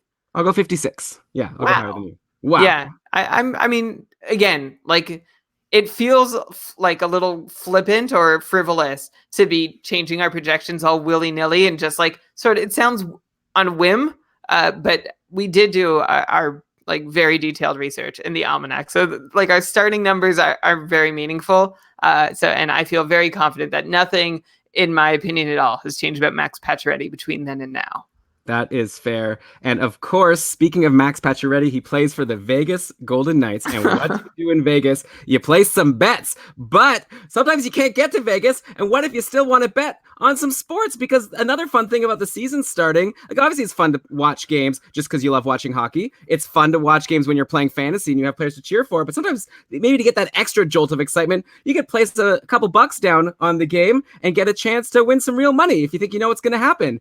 And if you want to do that, I would recommend our second sponsor for this week's episode, a new sponsor of Keeping Karlsson. Those are our new friends at mybookie.ag. No one gives you more ways to win than they do. They've got the fastest payouts and better lines than any other sports book. Brian, do you know, by the way, we need to do like a lesson here. When they say better lines, that doesn't mean like lines like in hockey, like the like first line, second line. They're talking about like betting lines, like the odds you're going to get.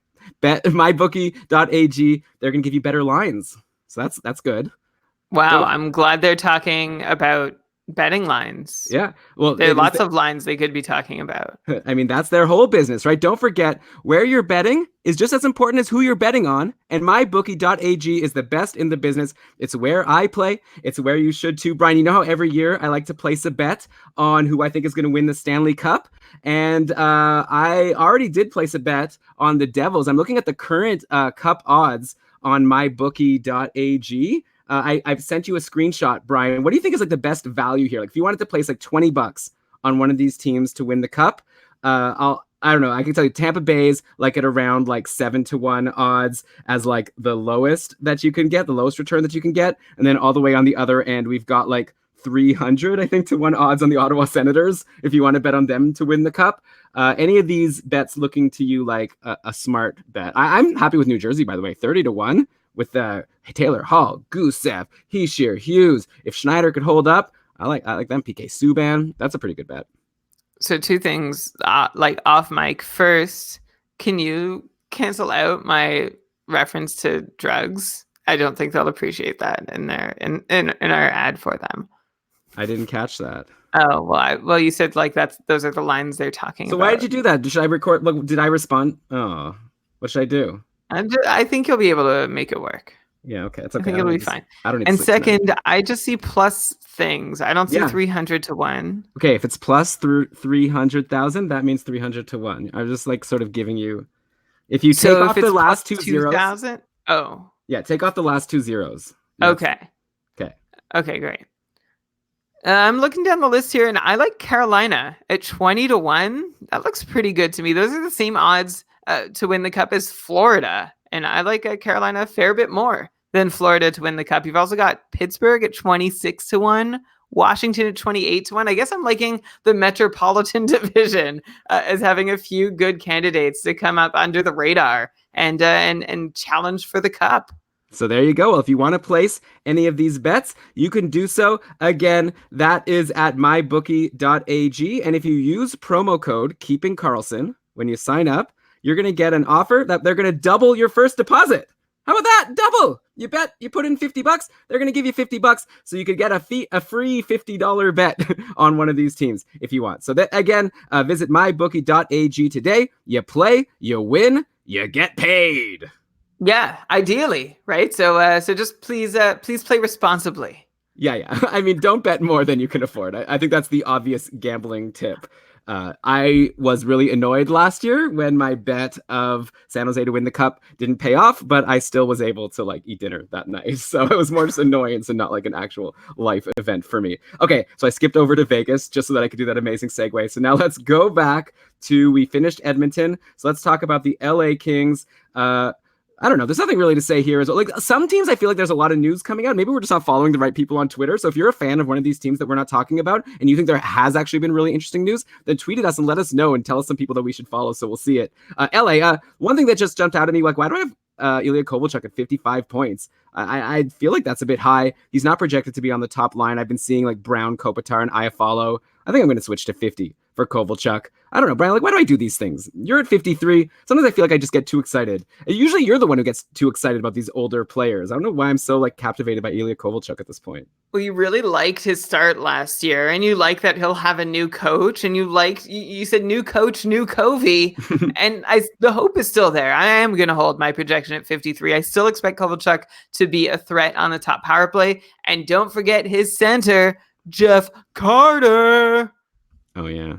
And we already bumped down his projections on the last episode, or a couple episodes ago when we were talking about realizing we were way too high, and the fantasy hockey podcast guys were making fun of us. Okay, so let's go to San Jose. I saw a tweet from Kevin Kurz yesterday saying, looks like Evander Kane is getting the first chance to replace Joe Pavelski on the top power play unit, at least in practice right now.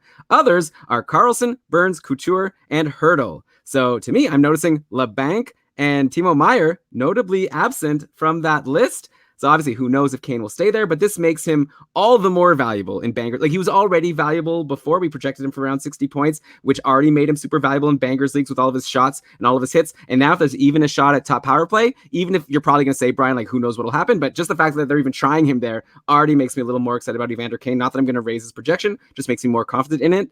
The one thing I might change, though, are Timo Meyer projections looking a little crazy to me. I have him at 74. You have him at 80. I feel like even like higher than 70 might be too high for someone not guaranteed to be on the top power play. And we were just kind of assuming that Meyer's the next in line for the top power play. He's never actually like been there, right?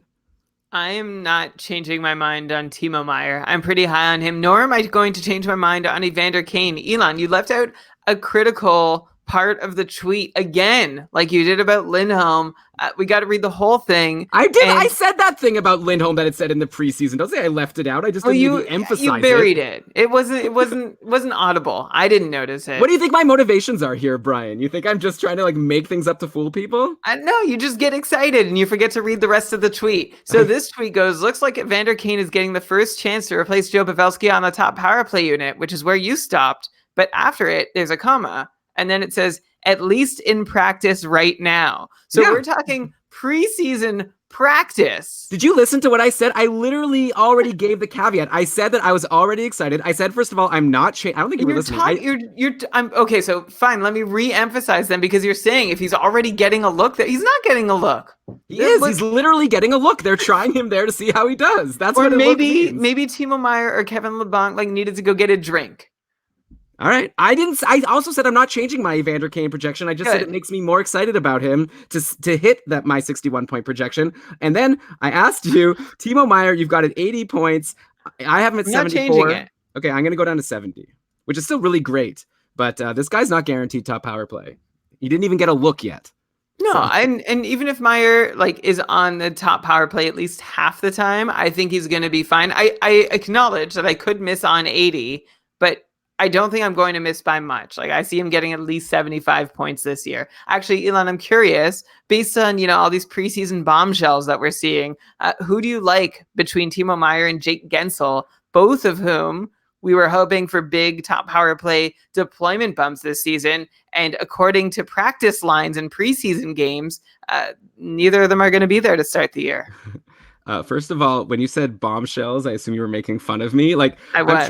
I'm trying to put out an episode here, Brian, of interesting content. Okay, if you want to just rank our top 50 like left wings in bangers leagues, we can do that as an episode. I think this week we should have just read all of our projections one after another, and after each one said it hasn't changed. Okay, I already said that I was moving my Gensel projection down from 80 to 75. But I also said I'm moving my Timo Meyer projection down from 74 to 70. So that makes me higher on Jake Gensel than Timo Meyer by 5 points. Okay. Is that fair? Cool. Yeah. Yeah, okay. For sure. I'm not down at all on either one based on this preseason news. I appreciate, though, Elon, you're right. You're creating this episode. I'm so glad. I mean, these people are tweeting this stuff, and I just want to share it with the listeners, and we could all decide if we want to read into it or not. It's right. That's it. It's valuable news. They're all data points. Just remember exactly where they're coming from. But we have to acknowledge what's happening. And you know, maybe you'll be right. Maybe I'll be such a fool for ignoring these signs. I'm not saying I'm in total agreement with you, Brian. I think that you're overestimating how much I care. I'm just saying that Timo Meyer's not guaranteed to be on the top power play, so I'm not going to project him for more than 70 points. Okay, Vancouver Canucks. Okay, this is like I think the most exciting team right now. Canucks Twitter is popping. Like I almost feel like I want to be a Canucks fan just from reading all about all these people so excited about Vancouver. So first of all, Brendan Batchelor tweeted out practice lines yesterday. Who? Okay, a guy, just don't worry about it, Brian. Okay, he's a day-to-day, play-by-play guy. Okay?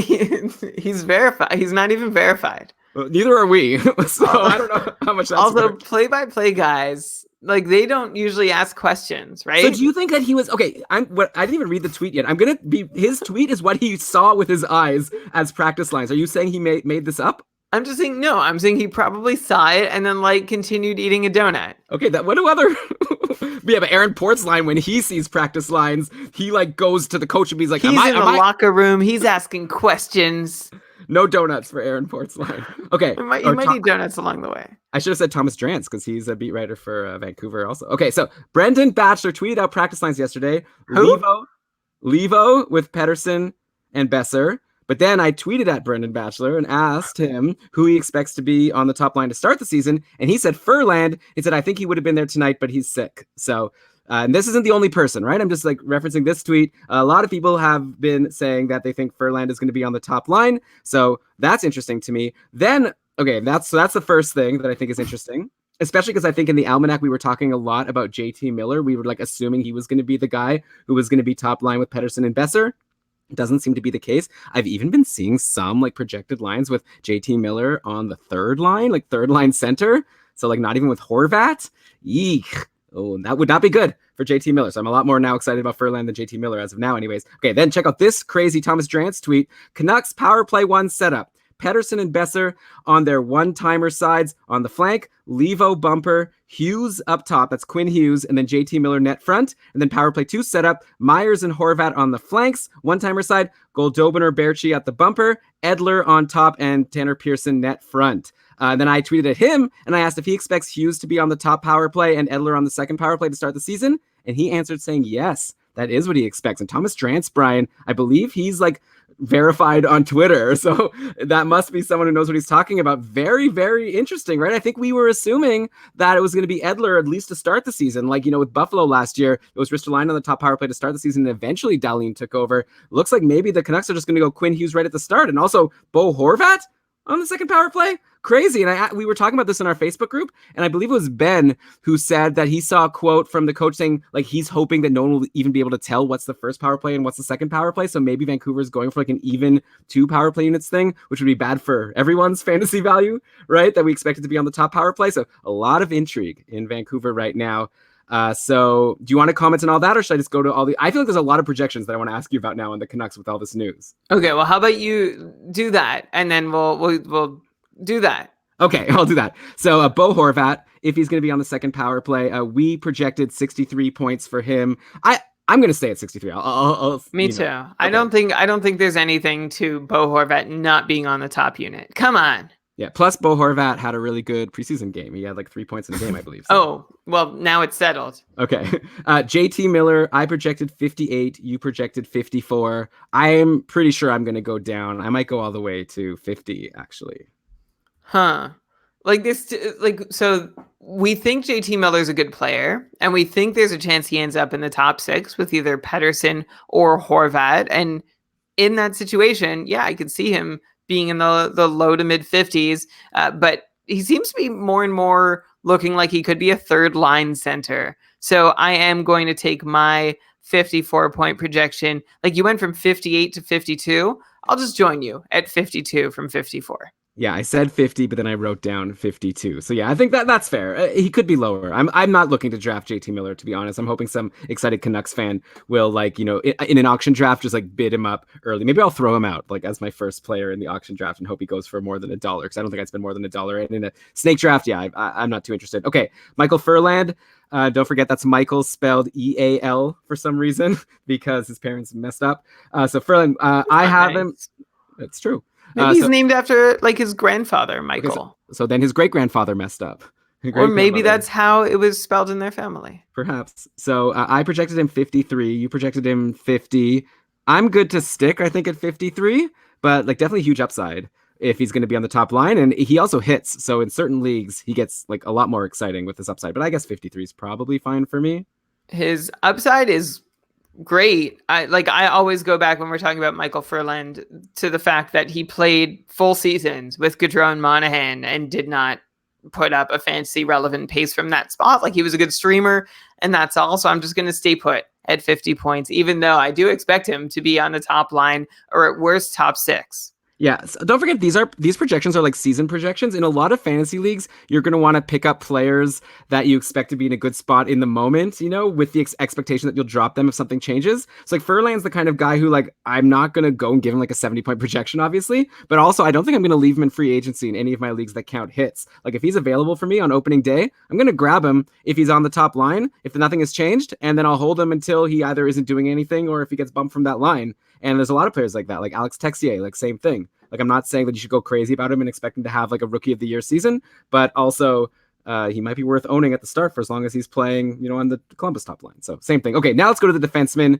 I had Edler at 45 and you had Edler at 49 and I had Quinn Hughes at 40 and you had him at 35. So I think I'm still good. Like I'm good to keep Edler around 45 and Quinn Hughes at 40. Maybe I'd even move Quinn Hughes up a little bit. You're like way different on them, right? Like you have Edler 49 and Quinn Hughes 35, and Quinn Hughes might be the top power play guy. Yeah, I was expecting Hughes to come out of preseason as maybe the top guy who still could very well stumble, but seeing the Canucks seeming to try and commit to him this early makes me wonder if, maybe he is going to be the top power play quarterback, especially because we know Alex Edler is going to get injured at some point. So instead of at that point, the Canucks are like, okay, Quinn Hughes, you're the guy. Let's figure things out on the fly. Why wouldn't they just be like, okay, well, Edler's going to miss like 20 games this season. Let's get the learning curve over with outside of real games. And you just start the season on the top power play. How about that? So I'm going to move Quinn Hughes above, 35 is pretty paltry looking now. There's a 15-point gap between my Hughes and Edler, and it can't be that big a gap, right? I looked to previous examples. I see Ristolainen and Dahlin were 1 point apart last year. I'm not sold on Hughes the same way I am on Dahlin, but I'm going to help bridge the gap between Edler and Hughes. So I'll give Hughes 41 points, and I'll give Edler 42 points. Okay. Just because I don't know that I have a good reason. I'm really struggling with figuring out this Edler Hughes situation. I'll be honest.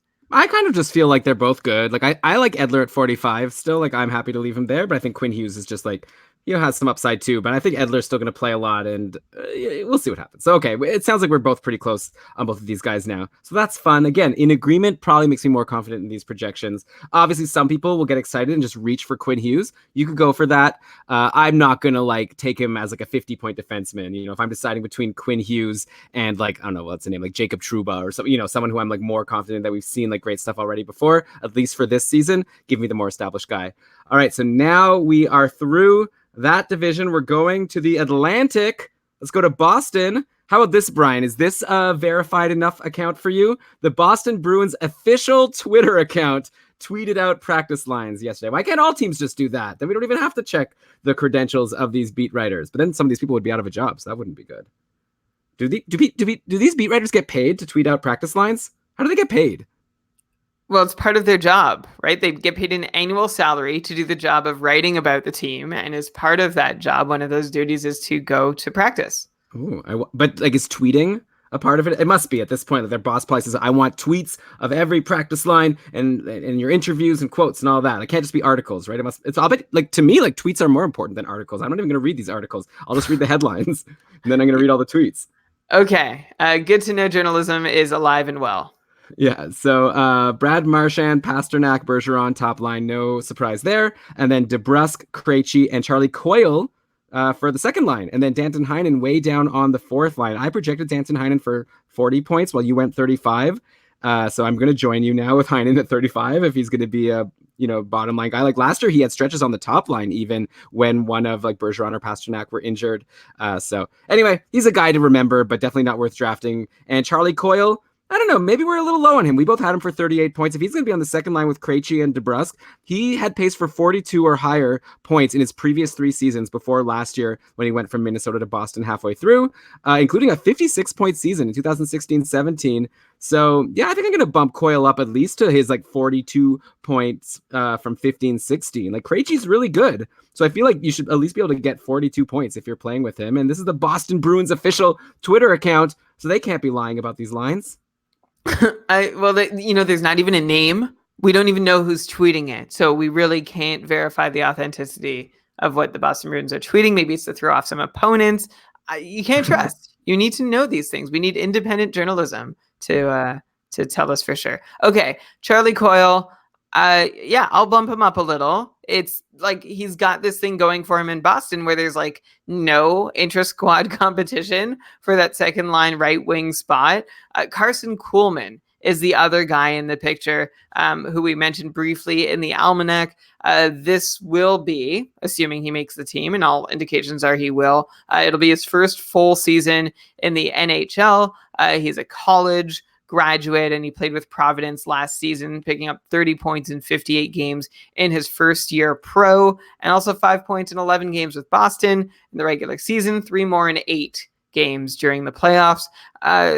So I could see Coleman and Coyle sort of trading places through the year. I don't think either one is terribly well suited for a second line role, like to try and supplement some secondary scoring. I'm going to put Charlie Coyle a touch above 40, so I'll bump him up to 41. And I think we should have at least projected Carson Coleman, or KK as his friends call him. So I'm going to put him at like 34.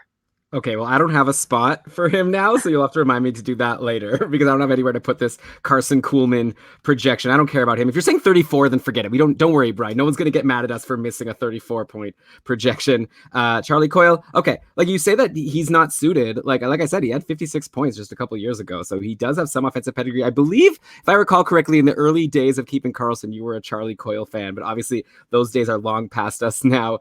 Okay, let's go to Buffalo. Kind of like Vancouver. I've been like very intrigued by all the Buffalo lines we've been seeing. And these are not only like practice lines, these are in games. Yesterday, Jimmy Vesey was on the top line with Eichel and Reinhart in the 5-3 win over Toronto, and Vesey scored a goal. By the way, in this game, Eichel 2 assists, Reinhart 1 goal and 2 assists. So that top line looked really good. Then there was another line with Jeff Skinner, Evan Rodriguez, and Dylan Cousins. And Jeff Skinner, only 1 shot on goal, only 12 minutes and 47 seconds of ice time. And I know, Brian, you're like, these are spending way too much time talking about a preseason game. But just to let you know, Jeff Skinner wasn't on the top line, wasn't being used much in the line he was on. Then there's also this other guy who we mentioned last week, Victor Olofsson, who's in the picture. Yesterday, he was on this line with Marcus Johansson and a guy named Rasmus Asplund. But Olofsson was on the top power play with Eichel, Reinhart, Skinner, and Dahlin. And Olofsson had himself a game, 2 goals. One of them on the power play. His even strength goal was assisted by Sam Reinhart. So I don't know if maybe he got up on a different line for that goal. I didn't watch the game. Brian, are you surprised I didn't watch the Buffalo-Toronto preseason game? I blew it. I actually was at a comedy show. I saw John Mulaney yesterday while this was happening. It was a lot of fun. Anyways, okay, so here are my takeaways, and then I'll throw it to you. First of all, I'm not feeling too great about my 70-point Jeff Skinner projections. Seems like too risky. 70 is a lot. I don't even think he's hit 70 before. He had a 63-point pace last year, and we were bumping him so much higher. Now we've got two names in Olofsson and Jimmy Vesey who seem to be getting shots on the top line with Eichel and Reinhart at different times. So I'm not super down on Skinner, but I'm not going to project 70. I feel like I will match his 63-point pace from last year and just expect him to do that again. And then we didn't even project Jimmy Vesey. So obviously, I think we have to at least throw down a number if you want to throw down a number for Carson Coleman, I feel like we should probably project a number for Jimmy Vesey, who has been playing on the top line in the last game. And then also Victor Olofsson. I went 50, you went 45. Or no, you went 50 and I went 45. So I'll join you for Olofsson at 50. And then what do you think about all three of these guys? I'm not at all put off about Jeff Skinner. Yes, he had a 63-point pace last season. This season, he's got Dahlin, who's another year better. Eichel, who's another year better. I think Skinner has a shot at 70 points would be the first time in his career, but I think he's got it. He's an elite shooter, very dangerous goal scorer, and I really like his chances. I think there's upside beyond 70. I think he could hit 75. So 63 sounds very low about Jeff Skinner, who I know you're upset he didn't play 13 minutes in a preseason game. No, but so what do you think about all these lines? I was Buffalo, he was in the game. I don't think anything of them. He's going to play with Jack Eichel. You're positive. What makes you so confident? Positive. Okay. Who else would? It works Jimmy so Vesey well. or Victor Olofsson. Oh yeah, Jimmy Vesey is going to step in for Jeff Skinner. Come on. We've seen Jimmy Vesey go on short runs as a Ranger, and people are this Jimmy Vesey's finally arrived, but he's not an offensive kind of guy. He'll be someone who just hangs around on the top line, and by virtue, when he has that opportunity, he'll be able to pick up a few points here and there, put up a couple streaks. But this is a guy who is a half-point per game player in the best of times. So no, I'm not interested in Jimmy Vesey. Victor Olofsson, I'm very interested in, and I would love for him to get a top line role. I don't know if it's going to happen. Even on the second line, top power play will work out just fine for me. So I'm actually really excited about Olofsson as sort of a late round draft pick in a lot of the drafts that I have coming up. I hope none of my opponents are listening. Jeff Skinner, though, is still a no-doubter for me. I'm not at all worried that he ends up away from Eichel. Okay, and so what number? We got to put a number for Jimmy Vesey. I'm not saying I'm into Jimmy Vesey. I'm just saying he'll take 30 points. 30. I'll go more. I'll go 35.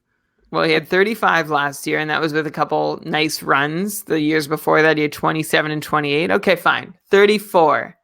Okay. By the way, there's another guy I haven't mentioned because there's nothing's Connor Sherry. You had him for 40. Where's he in these line combos? Nowhere, because he sucks. Well, that's not how preseason works. If a player isn't in a line combo, that doesn't mean they suck. Okay, I had Connor Sherry for 30, and I'm happy with that. And I'm having VC at 35, and I'm happy with that. And then I have Olofsson at 50, and I'm happy with that. And I have Jeff Skinner 63. Happy with that. Okay, so I'll take Sherry down to 30, 36. Okay, so basically not relevant at all, obviously. Should be lower. Okay. I think he's got a much better chance of being relevant than Jimmy Vesey. You want to do a Sherry versus Vesey? Yeah. Yeah. Okay, done. Okay, someone write this down. Right, I thought you were writing these down at some point. I did, but I lost the notepad on which I was writing them. Okay, well, no one rely on Brian to be your note taker at a meeting. We did have an almanac listener. I think it was Kevin who noted a bunch of them. I think he got them all. The notepad's probably still around here somewhere. Okay. Yeah, by the way, Matthew in the chat room saying Olofsson was killing in the AHL last year. Yeah, we talked all about it in the Buffalo chapter. We're into Victor Olofsson. Especially, looks like he's going to play on the top power play. He doesn't have to bump Skinner to get on the top power play. He just has to bump Connor Sherry. Okay. So let's go to Detroit. Go ahead. Oh, sorry. Have we considered the possibility that Olofsson and Skinner could both play on the top line? And Reinhart? Well, I don't know. We haven't seen that yet, but obviously it's a possibility. But yeah, it's possible. Yeah, so they both shoot the same way, so one of them would have to play their off wing. Anyway, it'll be Reinhart, I hope, and I'm guessing Skinner. Why don't you think there must just be a possibility. I'm not saying that I think that Skinner's worse than these other options, but I just wonder if maybe Buffalo spreads around the offense. Teams do that sometimes. And they put a player on a different line to try to spread around your offense. If Jeff Skinner's so good, maybe he doesn't need to play with Eichel and Sam Reinhart. Maybe they could put VC there just to try to spread things around. That's all I'm saying. Dallas does this all the time. We'll see. Of course. I feel like that's not why they value Jeff Skinner. Well, okay, we'll see. So Detroit, another player that we didn't project that it's looking like we should have a projection for is a guy named Taro Hirose. He had 7 points in 10 games last year with the Wings after coming up at the end of the season, after he had 50 points in 36 games with Michigan State in the NCAA. So he had a great year last year in college. So far, Taro Hirose having a nice preseason, 1 goal and 3 assists in 3 preseason games so far, including 2 assists versus the Islanders on Friday. Looks like he was playing with Andreas Athanasiou. So maybe we've got another, there's already so many, maybe another potential 50-point Detroit forward on our hands in Taro Hirose if he's going to play on the second line. Well, there's only room for so many of these guys. I would love to see Taro Hirose have an impact. I don't honestly have a whole lot to say about him, though. I think it's going to be an uphill battle for him to be fantasy relevant. Maybe we should have him projected, though, Elon. And if we did, I'd have him at 40 points. Okay, I'll go 45, actually. I'm a little higher on him. Like you had... Why?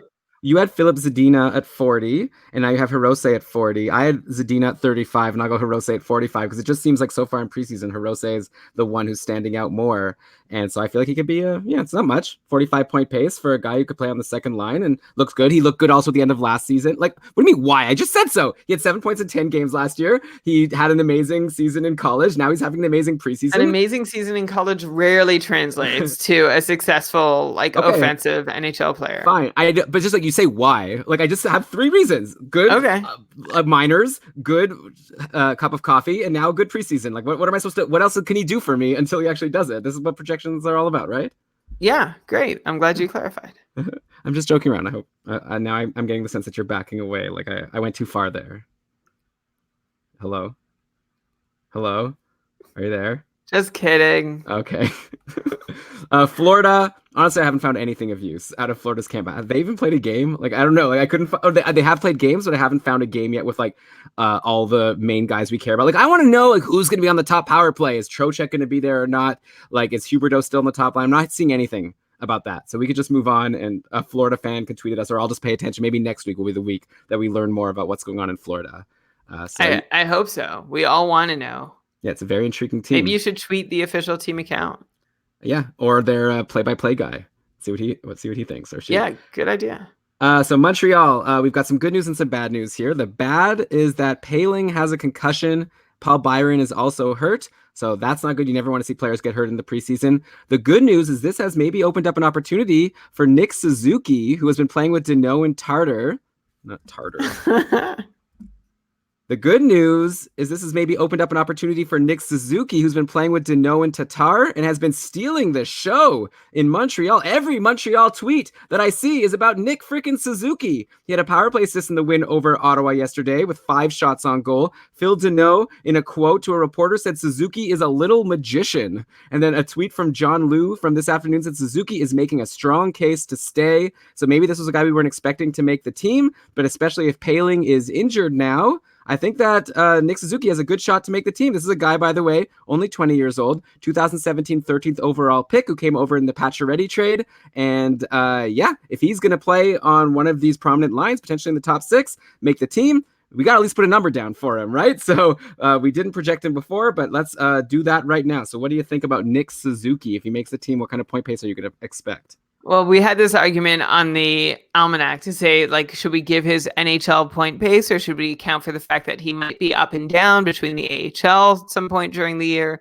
So I'm going to put him at 35 points, assuming that he does, shuttle back and forth a little bit. I think right now Suzuki's probably sitting in first call-up territory. And if he does make the team, he's going to have early send-down potential also. I'll wait for another round of cuts to know if Suzuki's going to make the team. Montreal, there's tons of people who tweet about the Habs, and everybody at this time of year loves to tweet about the prospects. We saw so much about Caulfield during the rookie tournament. Some people saying, is Cole Caulfield going to be NHL ready this year? And then that balloon burst very quickly. So I don't want to jump too far into Suzuki hype, but he's going to be a player one day. I just don't know he's going to have the opportunity this year. Yeah, well, that's what we were saying last year at this time about Jesperi Kotkaniemi, and we saw what happened there. So I'll go higher than... Oh, my God. Sorry. That's why the mute button would be nice. Well, I don't have access to it with my setup here. That's what we were saying about Jesperi Kotkaniemi last year at around this time. So, no, Brian, you can't... Don't do that. Don't do what? Okay, let me just put it... If you cough, okay, Just you have to tell But me I to muted stop. it. You muted your StreamYard. It's still going to show up in the other. Okay, I'm done coughing. Okay. Man, it's a lot of work, like saying the show, making sure. Okay. You're doing great. Oh my God. Okay. So I don't mind you coughing. Just like say. That's all. I'm sorry. Okay. No, you're doing great. I'm an asshole. What was I saying? Oh yeah. Dennis Leary. Yeah, I like that song. Okay. I mean, that's what people were saying at around this time last year about Jesperi Kotkaniemi. We saw what happened. He opened the door for 20-year-olds. Well, he was like 18. So if anything, like Suzuki's an old man now if he makes the team. Like, I think it's a very decent chance he'll make the team. I don't think he's going to be first call-up territory. Like, everything I'm reading is that everyone is saying that this guy is going to make the team. Philip Deneau called him a freaking magician. That's a nice compliment. And we all know magicians. Yeah, magicians just enter right into the NHL. By the way, Gallagher's spot is where Suzuki was. And if Suzuki stays there with Deneau and Tatar, I got to take them both down a bit. So I am going to be watching this. And I think it seems as though you read the news, Suzuki's got a good chance of making the team. It's just hype season. So it's really hard to differentiate between, genuine, like this player's really going to make the team, or wouldn't it be exciting if this player made the team? Wouldn't it be magical? Yeah, that would be applicable for him. I'll go 45, especially because I don't know what you're saying. Like, we're projecting point pace, right? So you're projecting the pace that he'll have while he is in the NHL. So you think even while he's there, he'll be in a bottom six role if he's going to have only 35 points. Whatever. Who cares? We'll see. Like, he's a guy to have on your watch list for sure if he makes the team and you want to take a shot on him. I still prefer Kotkaniemi for whatever it's worth. Though we have to see the lines. If Kotkaniemi's in the bottom six and Suzuki all of a sudden gets catapulted to play with Deneau and Tatar, then probably you want Suzuki. So keep your eye on the lines. Let's go to Ottawa now. The team on the other side of the 4-0 drubbing from the Habs yesterday. That was the Ottawa Senators. Their lines, for their top six was looking like, so Brady Tkachuk, Colin White, Connor Brown, top line, came from Toronto. Then Batherson with Duclair and Pajot. So who knows? I don't know if these lines are going to stick. Maybe I'll join you at 35 points for Chris Tierney. I was higher on him, but if he's not going to be in the top six, I don't know why I feel like maybe I was just being argumentative with you when we got to the Ottawa chapter, just to try to make it interesting. But aside from that, I'm pretty happy with all of our Ottawa projections. And yeah, nice to see Colin White. Like, I was higher on a lot of these guys than you, right? Like, I had Colin White at 50 points. You had him at 45. I have Tkachuk at around 60 points. You have him at 55. So, yeah, I guess, are you staying the same, or like, has any of this changed your mind? No, nothing's really changed my mind. I did see Anthony Duclair looking really good in the first preseason game against Toronto that I think they were playing in Newfoundland. But we both already have him at 45 points, and I don't want to put him much higher than that. Okay, so let's go to Tampa Bay now. Braden Point still unsigned, which makes things very challenging. The other people are signing. Come on, Braden, just join in on the fun. Make some money here. In the meantime, though, here is a quote from an article by Joe Smith from The Athletic.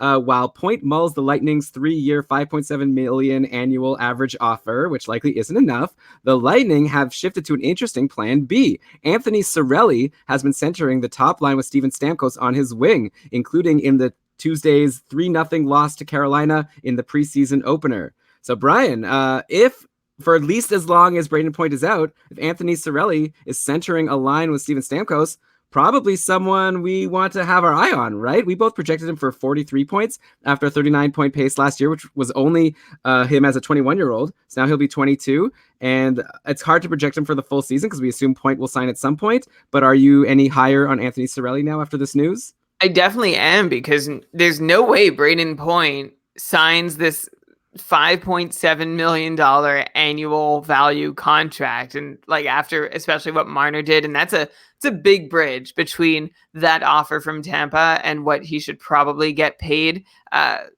Unlikely to see Tampa and Braden Point figure that out in time for opening night, which makes him a great look in a draft for anyone seeking a thrill, but it definitely knocks Braden Point back a couple rounds, maybe more. For the rest of us, it's not a great sign that he and the Lightning are this far apart, but it is good news for Anthony Cirelli, who, if he does take Braden Point's place, that's huge. We've been hearing enough about Cirelli too, and his skill set and upside, that I am definitely interested. He could be a great sneaky later round draft pick, or if you've already drafted, maybe you should pop him onto your bench. Just drop your most easily replaceable guy, get Cirelli on there, because the upside is huge. If Braden Point, like the longer Point sits out, the better things are going to look for Cirelli. I'm going to move Anthony Cirelli, my projection for him, into the high 40s to start, but like I'm looking at him as someone who has upside for 60 points. Whoa. And I probably may even prefer him to a bunch of like 50, 55 point types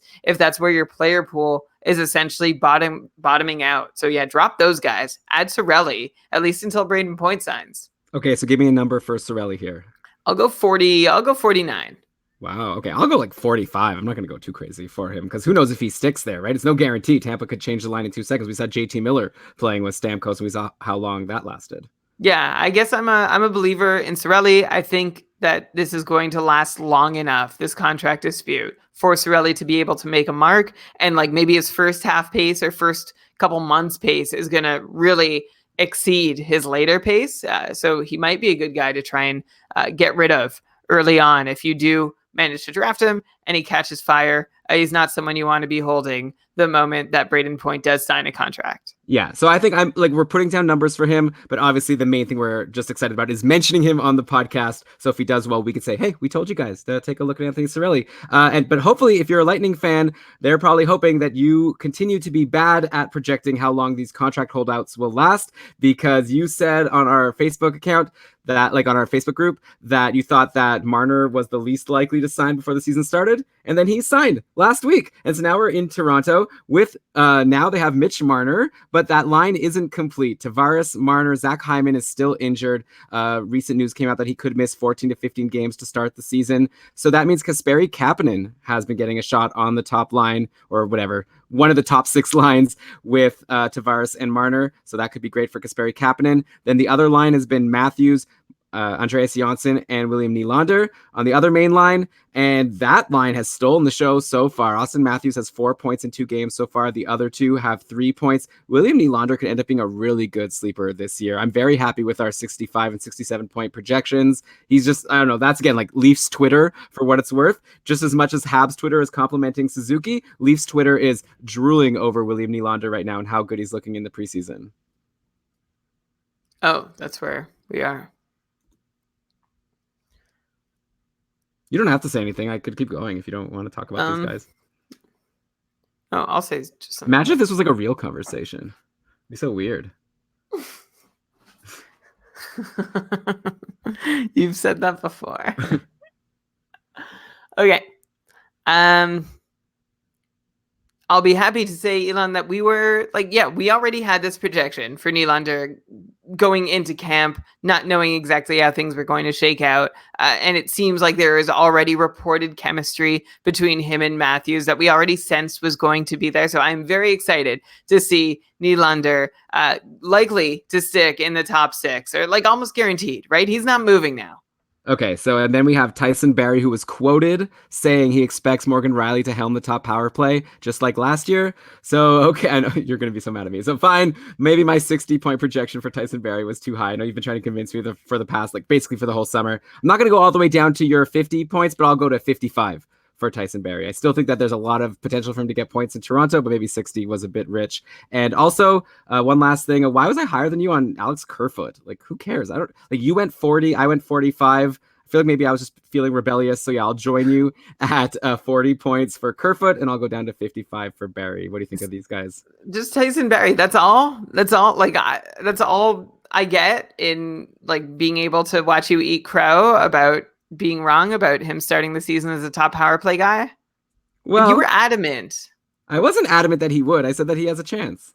You said that he was going to be playing ahead of Morgan Rielly. I don't think. Okay, find me the receipts on that one. I won't. You know I won't. Anyway, I feel somewhat vindicated though, because it seemed anyway. Whatever. It's not a good look for me to gloat, right? So let's move on from that and go to Kerfoot, who, I think you had this theory when you were really high on him that Nylander was going to be the third line center and Kerfoot was going to enter the top 6 as a result. But we both agree now that that's not happening, right? Yeah, okay, so that must have been it. Maybe I read some tweet by some person at that point, and that's the whole point of the show, right? We're gonna give our opinions at the time, and then we will read new tweets, and we'll form new opinions. We'll only read new tweets. No old tweets, no new articles, just new tweets. I'm actually going to take Alex Kerfoot down below 40. That even feels high for me. Like he needed 15 power play points to sniff the mid 40s in Colorado. I don't think he's going to get those 15 power play points in Toronto. So I'm going to ding him a bit now that, Elon, you are no longer in heat over Alex Kerfoot. So give me 37 for Kerfoot. Is that a saying? You're no longer in heat for Alex Kerfoot? That sounds weird. Sounds dirty. Okay. Well, I think it's about animal mating. Yeah, I know. Okay, so that's what I thought you were talking about. I don't know why you brought that up, but I'll join you. 37 for Kerfoot. Sure, I don't care about him. All right, one more division to go. We're into the Central. We've got another Nylander to talk about. Alexander Nylander has been playing on the top line with Patrick Kane and Jonathan Toews. And hey, I guess it makes sense. We didn't even talk about this trade. I feel like on Keeping Karlsson, we didn't. Well, I think in the Almanac, this trade hadn't happened yet, or actually probably had. And I don't know why we just sort of ignored it, because why would the Hawks give up Henry Jokiharju, who's a high pedigree defenseman, for someone they didn't plan to use in a significant role? So yeah, makes sense. And, this guy isn't coming out of nowhere, right? Nylander on Chicago, he was Buffalo's 2016 first pick, 8th overall in the draft, hasn't been able to make the Sabres, but he's been only okay, like not amazing in the AHL. But hey, like so far, 3 preseason games for Alex Nylander on Chicago, 1 goal, 2 assists through 3 preseason games. Oh, I'll say it again. 1 goal, 2 assists through 3 preseason games so far. Definitely someone we need to come up with a projection for, right? And for someone to get on their watch list, if not draft him outright. Like, not only am I just saying we need to project him, this is kind of like a Texier situation, someone who wasn't on our radar at all. And now I feel like this guy could actually have a significant season. Like, this is a really amazing spot. This is a lot better than being with Dubois and Atkinson. We're talking about being with Taves and Kane. The difficult piece here is that we've had conversations about guys in Chicago in almost this exact spot before. Teravainen, we were hoping in his early days in his career, like he was going to be able to break out, and it never happened. And then more recently, Dylan Sikora and Dominic Cahoon. So Alex Nylander just adds his name to this list of players where there isn't a great precedent for stepping into this amazing spot in Chicago and producing. And then, you look at who did play alongside Taves and Kane last season. Their most common third was Drake Caggiula, and then Dylan Sikora, Dominic Cahoon, Nick Schmaltz.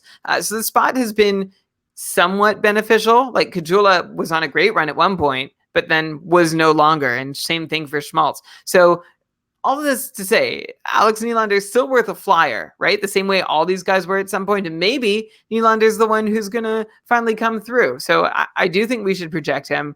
I don't know for how much. I think 40 is a safe number. Like, he'll have a Drake Caggiula-like season. Maybe he'll start out there, go on a little run, then get bumped down, then bump up, back down. Like, I could see that third spot, if Taves and Kane do continue playing together, I could see a few guys rotating through it. So I wouldn't assume Nylander gets 82 games there. And even if he did, I wouldn't assume, it's not a slam dunk that he's going to be a huge producer from that spot. Wow, Debbie Downer over here, 40 points. I feel like there's a big difference between Alex Nylander and Drake Caggiula, is that Nylander was a 8th overall pick just a couple years ago, and he's still only 21 years old. We just saw Dylan Strome come in and kill it, and we both projected him for 65 points. I'll go 50 for Nylander. I'm really surprised you went 40, but lock it in. Maybe you'll look smart. Maybe I'll look smart. Maybe we'll both look dumb, and he'll get like 60, and then we'll both be eating crow at the end of the season for why were we so low. At least I'll be able to say I was a little higher than you. Yeah. There's no way he gets 40. No. Okay. Remember. Okay, I'm going to edit that out, actually. Sorry, just you could respond. Oh, no. Well, I said, like, maybe we'll both be eating crow. Okay, should I just keep going? I hope it's cooked by... Oh. Go ahead. I hope it's cooked by a fantastic chef. Okay. Andrew Shaw has been playing with DeBrincat and Strome, by the way. So if he stays there, could have some value in a Bangers League because he also hits. So I don't know. I'm not going to ask you to change your Andrew Shaw projection. I know you hate him, but just pointing it out that he's been seeing some top 6 time, which means if you're into Brandon Saad still for some reason, like, let it go. Okay, it's not happening. Colorado. So another RFA that hasn't signed yet. Mikko Rantanen So it looks like they're pretty far apart as well. Andre Burakovsky has been playing on the top line with McKinnon and Landeskog. No points in 2 preseason games so far, but of course, if Burakovsky gets some time on that top line to start the season, I feel like your 50-point projection for him will look a lot better than it did to me before. So I got to imagine you're going to stick with it at this point.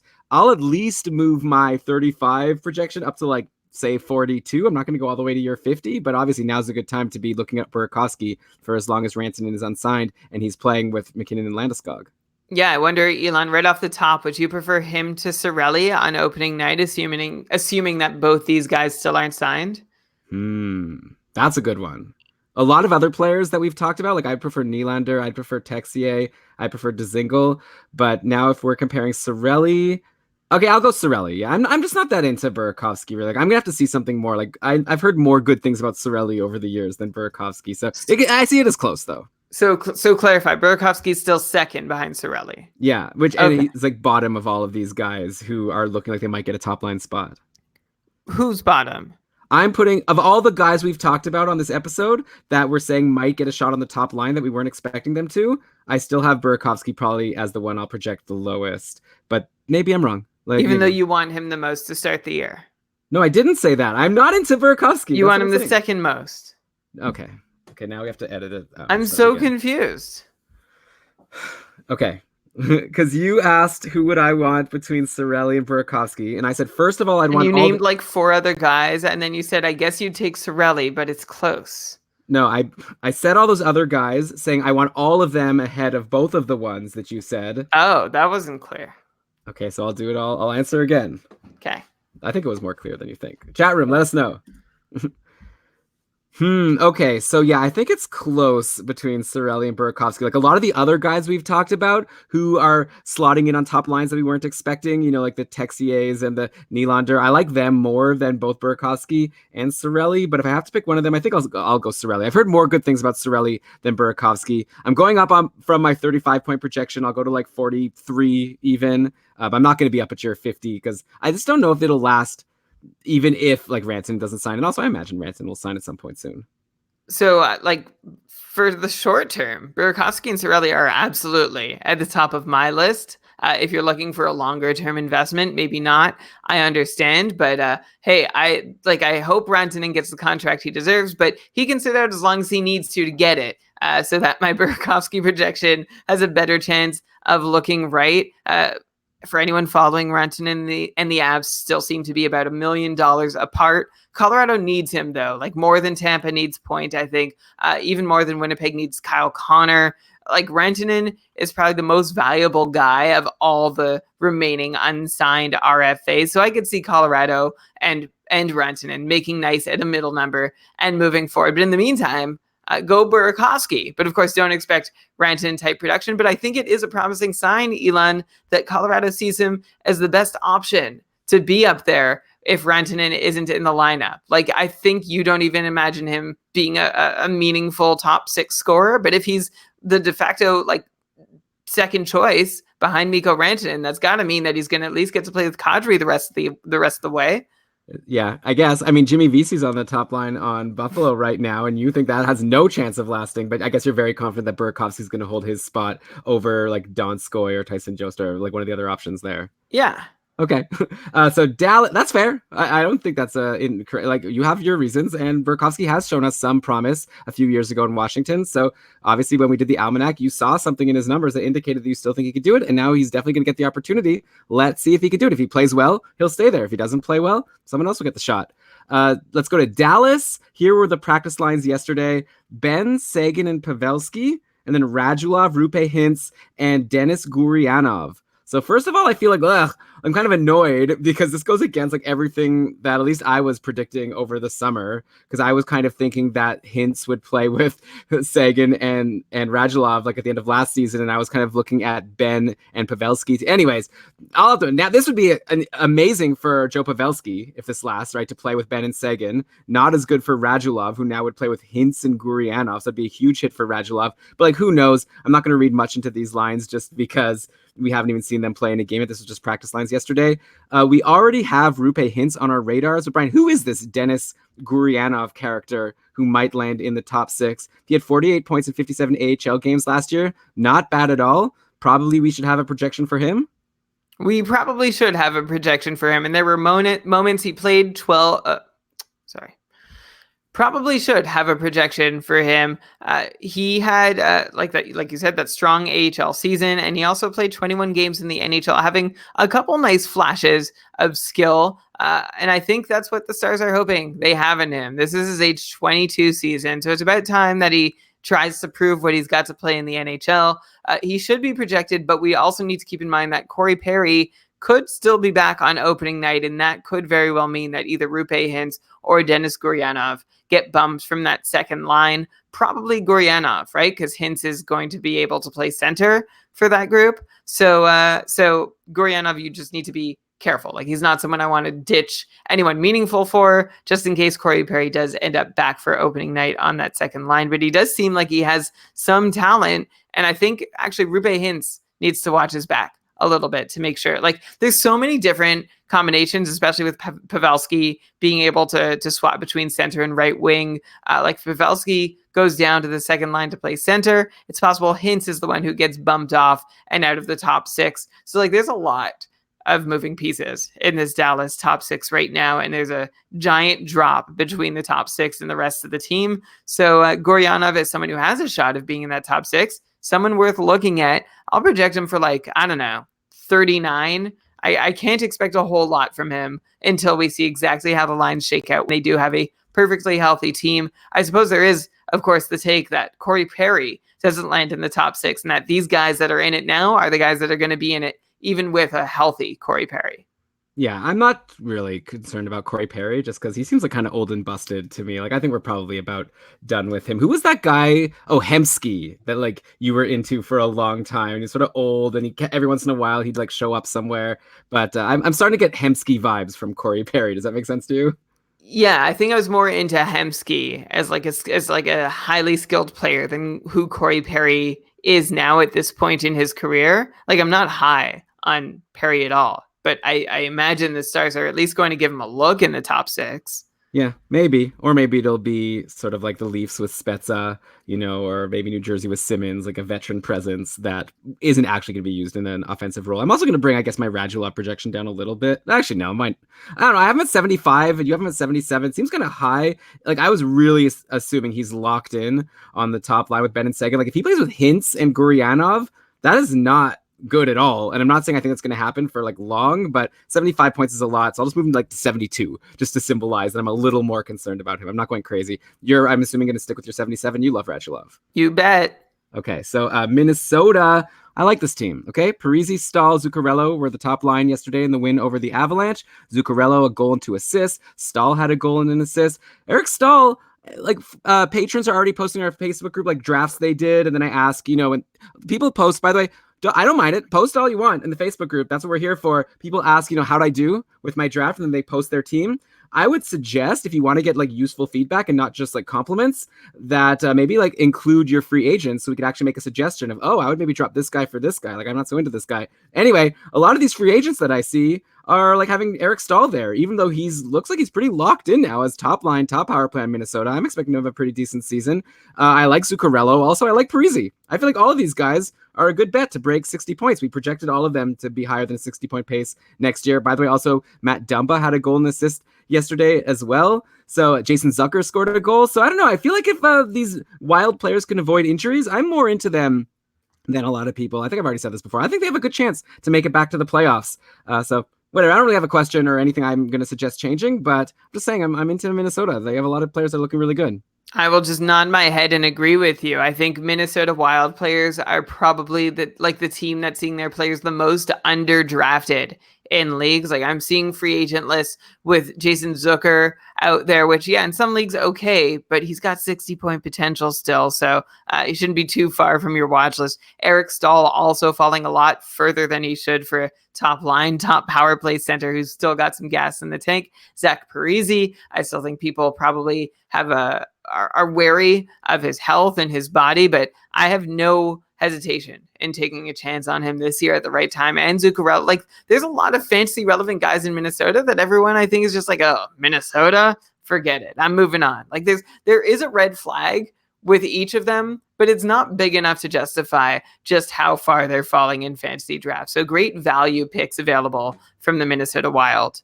Yeah, I grabbed Parise in like 2 of the 3 drafts that I've done, like super late, like basically like free agent level, like the last round or so. And I think it could be really good value for a top line like winger who takes a lot of shots.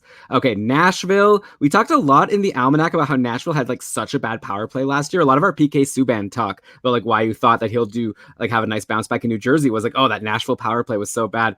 And like it feels like an improvement for this Nashville power play. It's gotta be inevitable for next year, right? Like if anything, you look on paper, the players on their top power play look like they could be like the makings of one of the best power plays in the league. We've got Forsberg, Duchesne, Arvidsson, Johansson, and Roman Josi. Yesterday versus Tampa, we saw a glimpse, like 2 power play goals, one by Forsberg, one by Arvidsson. Duchesne also had himself a game with a goal and an assist, 5 shots. Forsberg yesterday, 11 shots on goal. Arvidsson had 5 shots just like Duchesne. So there's a lot of players on Nashville I'm very excited about. Brian, I believe in the Almanac, I pegged Nashville as my second favorite team in the West after Vegas. I think it's going to be one of them going to the Cup Finals. Like I really like Nashville this year, and I feel like they're one of those teams that maybe people have started to write off. I think the analogy I made was to the Capitals the year before they won the Cup. That was the year that people were starting like, oh, maybe Washington's not as good as they used to be. Nashville's looking really good to me. I love this Duchesne acquisition. Doesn't seem like we have a sense of the even strength lines yet. Like Granlund and Turris didn't play yesterday, so I wouldn't read much into the Duchesne, Forsberg, Tolvanen line, especially since Tolvanen got sent to the minors today. Johansson, Arvidsson, and Rem Pitlick, they were a line, so I won't read into that, but the power play is looking really hot, so I just think overall Nashville's looking good. Actually, let me go to these Cup odds. Nashville's at 14-1 to win the Cup. That would be a bet I would probably make. I'd put down $20 on Nashville to win the Cup and then take home a cool 200-300 because I can't do math in my head. That's okay. Leave that to me. I have a computer on which I can do math pretty quickly. But Nashville is also a team where their players are being underdrafted.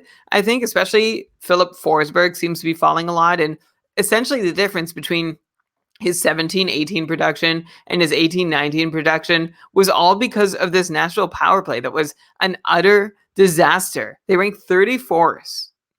They ranked 31st in goals scored. They ranked 31st in shooting percentage, and they ranked 29th in expected goals scored. And on a team with their talent, all of that is inexcusable. Like they got what they deserved. It was not just bad luck, and they have clearly, you read quotes coming out of last season, put a lot of work and thought into trying and fixing. They tried to do it last season. They couldn't on the fly.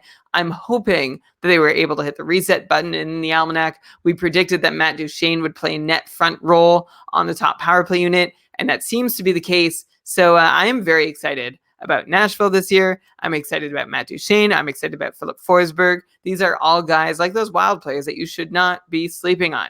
Yeah, and Roman Josi might be a top 5 defenseman to draft this year. So putting that out there, I think that's not a controversial thing to say at this point.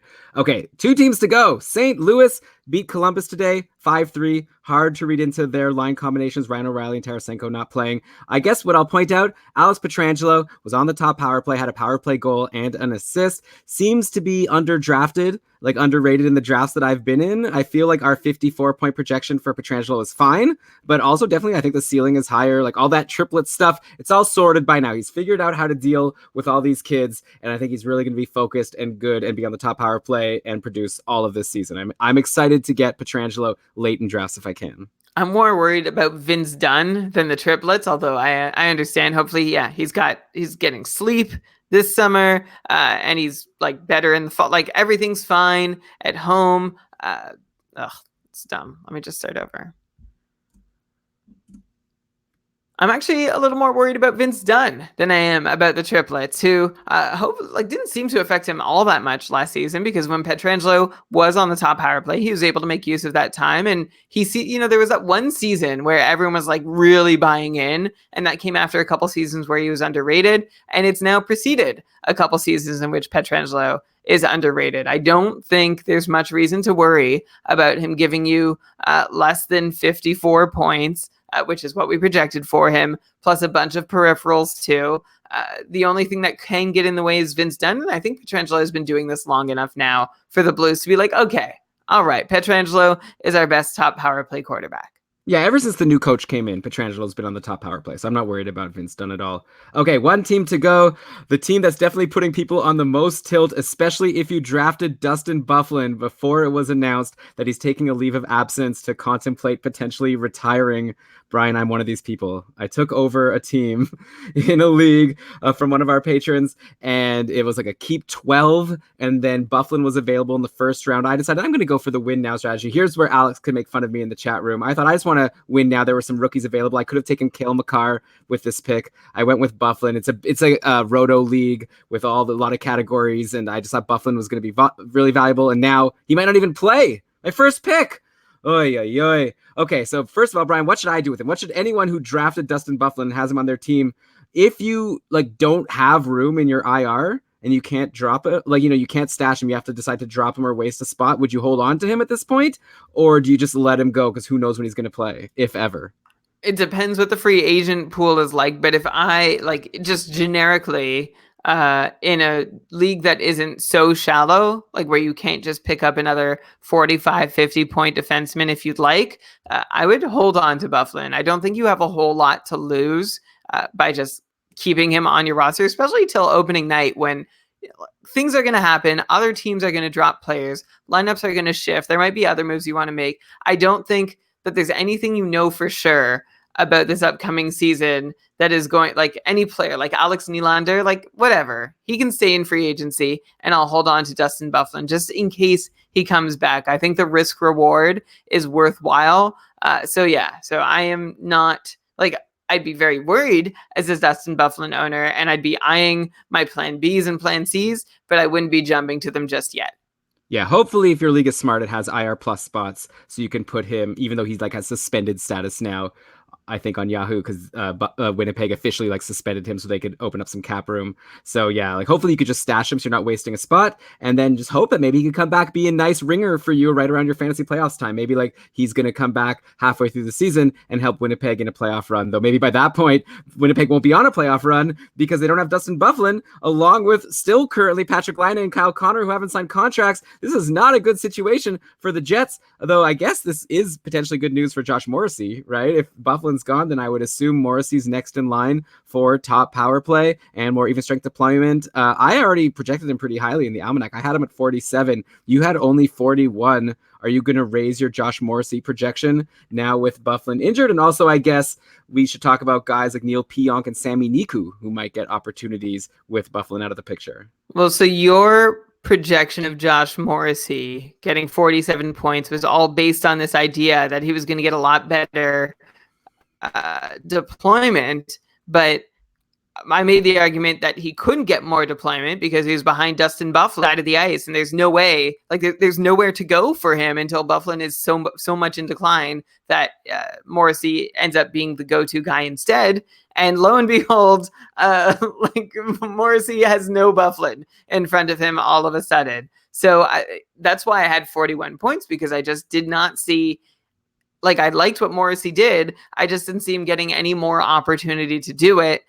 Now I do. I don't think I'm going to change it preemptively, though. Like, I don't know what to do about Byfuglien. I think I'd like to, like, do I need to update it now, Elon? When's reasonable? Well, I mean, at some point, people will have already drafted, and this was completely useless to them, right? Like, I mean, it's like a couple weeks before the season starts. I feel like you have to do it now. Ugh. Okay. Join me at 47. He's good. Even I'm if not going to 40. If Byfuglien plays, there's no room. We went through this on the Almanac. Everyone can go back and listen to the chapter. We went back and forth where you're just like, Morrissey can be so much better. And it was like, no, he can't. You kept saying how he could. And then I pointed out how he couldn't. First of all, Byfuglien's not going to start the season. Like, he hasn't even been at training camp. He'd have to like start tomorrow to get there. Plus, even if he does play, he's going to get injured for stretches. So there still will be opportunities for Morrissey to get top deployments. So like I said I would take him for 41 points, and then like with upside, acknowledging that there's more potential there for the times when Byfuglien gets hurt and Morrissey gets to be the one who replaces him. So I guess assuming that it's going to happen for at least a few weeks at the start of the season, if not the whole thing, I'll go up to 44. Okay. Sounds good. And what about Pionk and Niku? So for Neil Pionk, I had 35, you had 32. I'll go 37 now. And then, like, maybe he gets second power play. Okay, I'll go 34. Okay, and then Sami Niku, we didn't even come up with a projection. Now he's probably likely to make the team. I'm not like gonna go nuts for him. Maybe I'll go. I don't know. What are you gonna go? I'll copy you.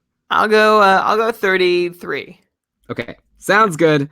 And with that, is that everything I want to say about Winnipeg? Oh no, I did want to say one more thing, or two more things actually, very quickly. First of all, with all of this crap going on in Winnipeg, like how much more concerned should people be about Connor Hellebuck this year? Like he already wasn't like amazing last year. Now he's on a team that's not looking great, especially while Connor and Laine remain unsigned. Should we consider moving Connor Hellebuck down a tier, or like, are we at a point where now Connor Hellebuck might become a little underrated and you could get him as a steal in drafts? Maybe people are too afraid of him and he's still like a pretty good goalie on what could still maybe be a decent enough team. Like, I'm just curious to get your current headspace on Connor Hellebuck as someone you could potentially draft for one of your leagues. Like that's how I feel about Connor Hellebuck right now. He's definitely not a tier 1 goalie. Whereas, he had been one in the past and we sort of had, or at least approaching one for this year. And we had to clarify exactly why he doesn't belong in tier 1 or tier 2.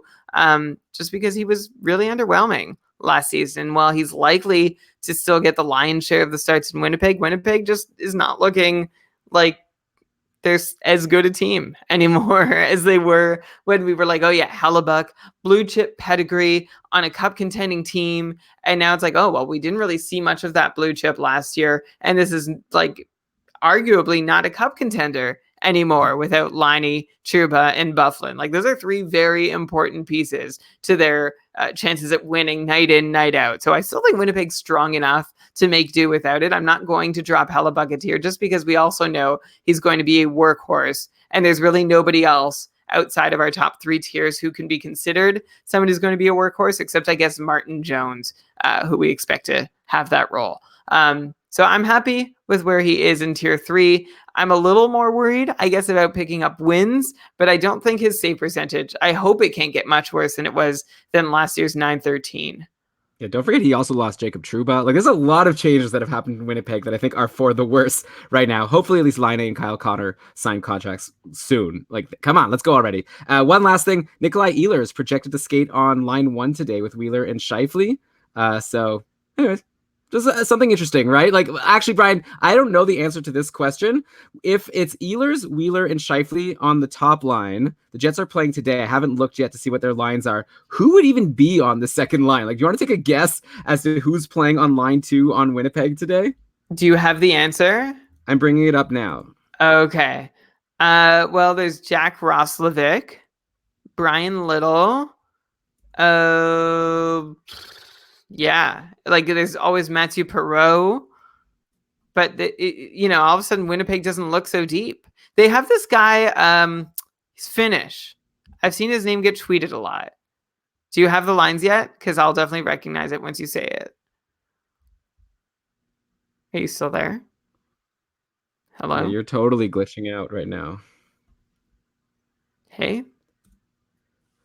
Yeah, you're glitching. But hopefully our recording is good. Oh, well, it might be you glitching because Alex hears me very clearly and he's responded. Alex, do you hear Brian glitching or do you hear me glitching? Which one of us is glitching? No one's glitching. Oh, well, there you go. All right, so what was your answer? Roslovic, Little, and Vesalainen. And thanks, Alex, in the chat for mentioning Vesalainen. Oh, wait, sorry. Did you, guess that? Or did you, someone Okay, told you? let me just start over. You asked me, who do I think is on the second line? Yeah. Okay, here we go. So it's got to be, there's Jack Roslovic, and then there's Brian Little, and there's Mathieu Perreault, and then the Jets are not a deep team all of a sudden, right? It's not looking so good for them. There's this guy, Vesalainen, and thanks to Alex in the chat, I was wondering who the Finnish guy was. I couldn't remember his name. He mentioned it, so thanks. So Vesalainen seems to be a player making an impact with the Jets. So we'll see. But you're right, it's not a really impressive group behind the top line. Scheifele, Ehlers, and Wheeler, with no Laine and no Connor. But that's going to happen when 2 players in your top 6 are sitting out for a better contract. Yeah. Hey, and Ehlers scored a goal in the third period, assisted by Scheifele and Wheeler. Nothing for Vesalainen. Obviously, not someone to watch too carefully. If that is the second line, then it basically becomes like a Colorado second line from last year, where you don't even care if they're on the second line because the first line is the only line that matters.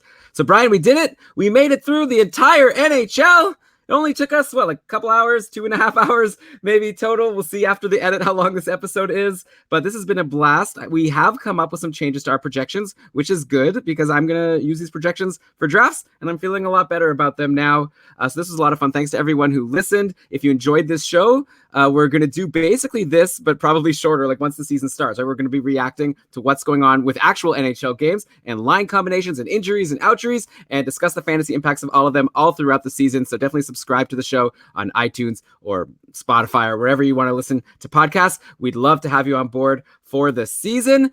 We have our Patreon program. Now's a great time to get involved. You could get show notes for every episode. You join our patron-only Facebook group where we're all giving each other fantasy advice all the way through. The Keeping Karlsson Ultimate Patron Fantasy League. If you signed up, everyone actually who signed up has already accepted their invite, so take note. Make sure you can make it to your draft. We've got 252 people drafting next weekend for the couples, so hopefully all of that will go smoothly. If you want to play, if you sign up as a patron, you could sign up for the wait list, and either you'll get into a draft or maybe you'll be an alternate. There's always people who have to give up their teams for various reasons throughout the season. So the sooner you sign up for the wait list, the more likely you will be to get a team earlier on. So that's keepingkarlsson.com/patron. And if you want to get access to these projections or any of our almanac recordings, just go to keepingkarlsson.com/almanac. You'll see things are discounted from what they were before, because I realize that now you're probably running out of time to listen to this whole audiobook. So those are the main links. Once again, keepingkarlsson.com/patron and /almanac. With that, Brian, how about we cue the outro music? And why don't you go ahead and read us the credits? And you don't have to read the credits of every single tweet that I gave, because that would take a really long time. Oh, thank goodness. Okay, that saves us 45 minutes. This episode of the Keeping Karlsson Fantasy Hockey Podcast was presented by Dobber Hockey and powered by our patrons, including our two newest ones, James and Sean. Welcome aboard. This episode was researched with help from Dobber Hockey, Frozen Pool, Dobber Prospects, Natural Stat Trick, Evolving Hockey, Cap Friendly, Charting Hockey, Hockey Reference, Hockey Viz, Hockey Database, Elite Prospects, and Roto World. Great job as always, Brian. Not sure what we're going to do next weekend because we're very busy running all these drafts. We'll get an episode out one way or the other. So looking forward to talking to you then. Isn't the episode the live auction footage of Tier 1? Oh, yeah. So we'll see if we release that as an episode. Let's see how smoothly it goes. So maybe that'll be an episode, or maybe it'll be bonus content that we'll point you to. So, but I don't know, keep on top of our RSS feed for the show. Keep on top of our Twitter. We'll let you know where to find everything. Yeah, we are going to broadcast our Tier 1 auction, Sweden. You'll definitely be able to watch that live, and then we'll discuss if we release it onto the podcast feed, depending how smoothly it goes. Okay. Regardless, until then, please keep on keeping Karlsson, because he's going to have a really good season, and I haven't changed my mind about that. Yeah, me neither. Same with John Karlsson. Right, all the Karlssons. Well, even Melker. What about William? You always hate William. Oh no, I like William. Okay, cool. Keep all the Karlssons. By the way, our cupful divisions are all named after Karlssons, all the Tier 5s. So that could be a fun game for you if you want to guess at home. We've got now 8 of them. There's Simon, Anton, Ludwig, William, Jacob F, Melker, Linus, and Matthias are all of our Karlsson-inspired cupful tier names. And you're probably really bored by now if you're hearing me talk about that. So let's end the show. Bye, Brian. Bye. Cool. That's your favorite episode? Oh, he doesn't mean this episode. It'd be nice if he meant this episode. I guess I'm a little wondering if I'm drafting and not producing it. I hope, I just am not 100% confident maybe that everything will be good, but definitely if it's good, I'll be very happy. That's Elon. That I don't have time for another episode. That's going to be the episode. Well, then I might have to. What about Sunday night? Just like a normal episode time. We don't have anything going on Sunday. Or you already booked your Sunday night? We'll see. Okay, we'll talk about it. Well, let's see how it goes on Saturday. I'll be happy to use it if it's good. Yeah, I think we should. I'm gonna host it. And then we'll need to make sure. Okay, so we'll talk about it during the week of how to produce this thing and make it good. Okay, great. I don't see what's complicated here. Well, I'm a little worried, I will say, about the audio, because we're not going to have every single drafter, recording their own audio, which means we're going to have to use the download. How is my audio didn't glitch once tonight? Well, now I'm told that I glitched once. I think once. It's fine. Well, but like we can't just. Well, okay. Well, let's see. Okay, we'll see how it sounds. I'd like to use it. I'm not saying I won't use it, but if it doesn't sound good, then we can't use it. Yeah. Yeah. Okay. Bye, pal. Okay. See you later. I got a fun job ahead. Yeah, me too. Oh yes. So you're uploading the audio. Maybe you should upload it from Josie's computer. Maybe it'll be faster. It won't be faster. Oh. Okay. All right. Bye. Okay. Bye. Bye, everybody. Thanks for joining. Alex, I'm just gonna pretend like you said that this was your favorite episode, even though I know it's not true.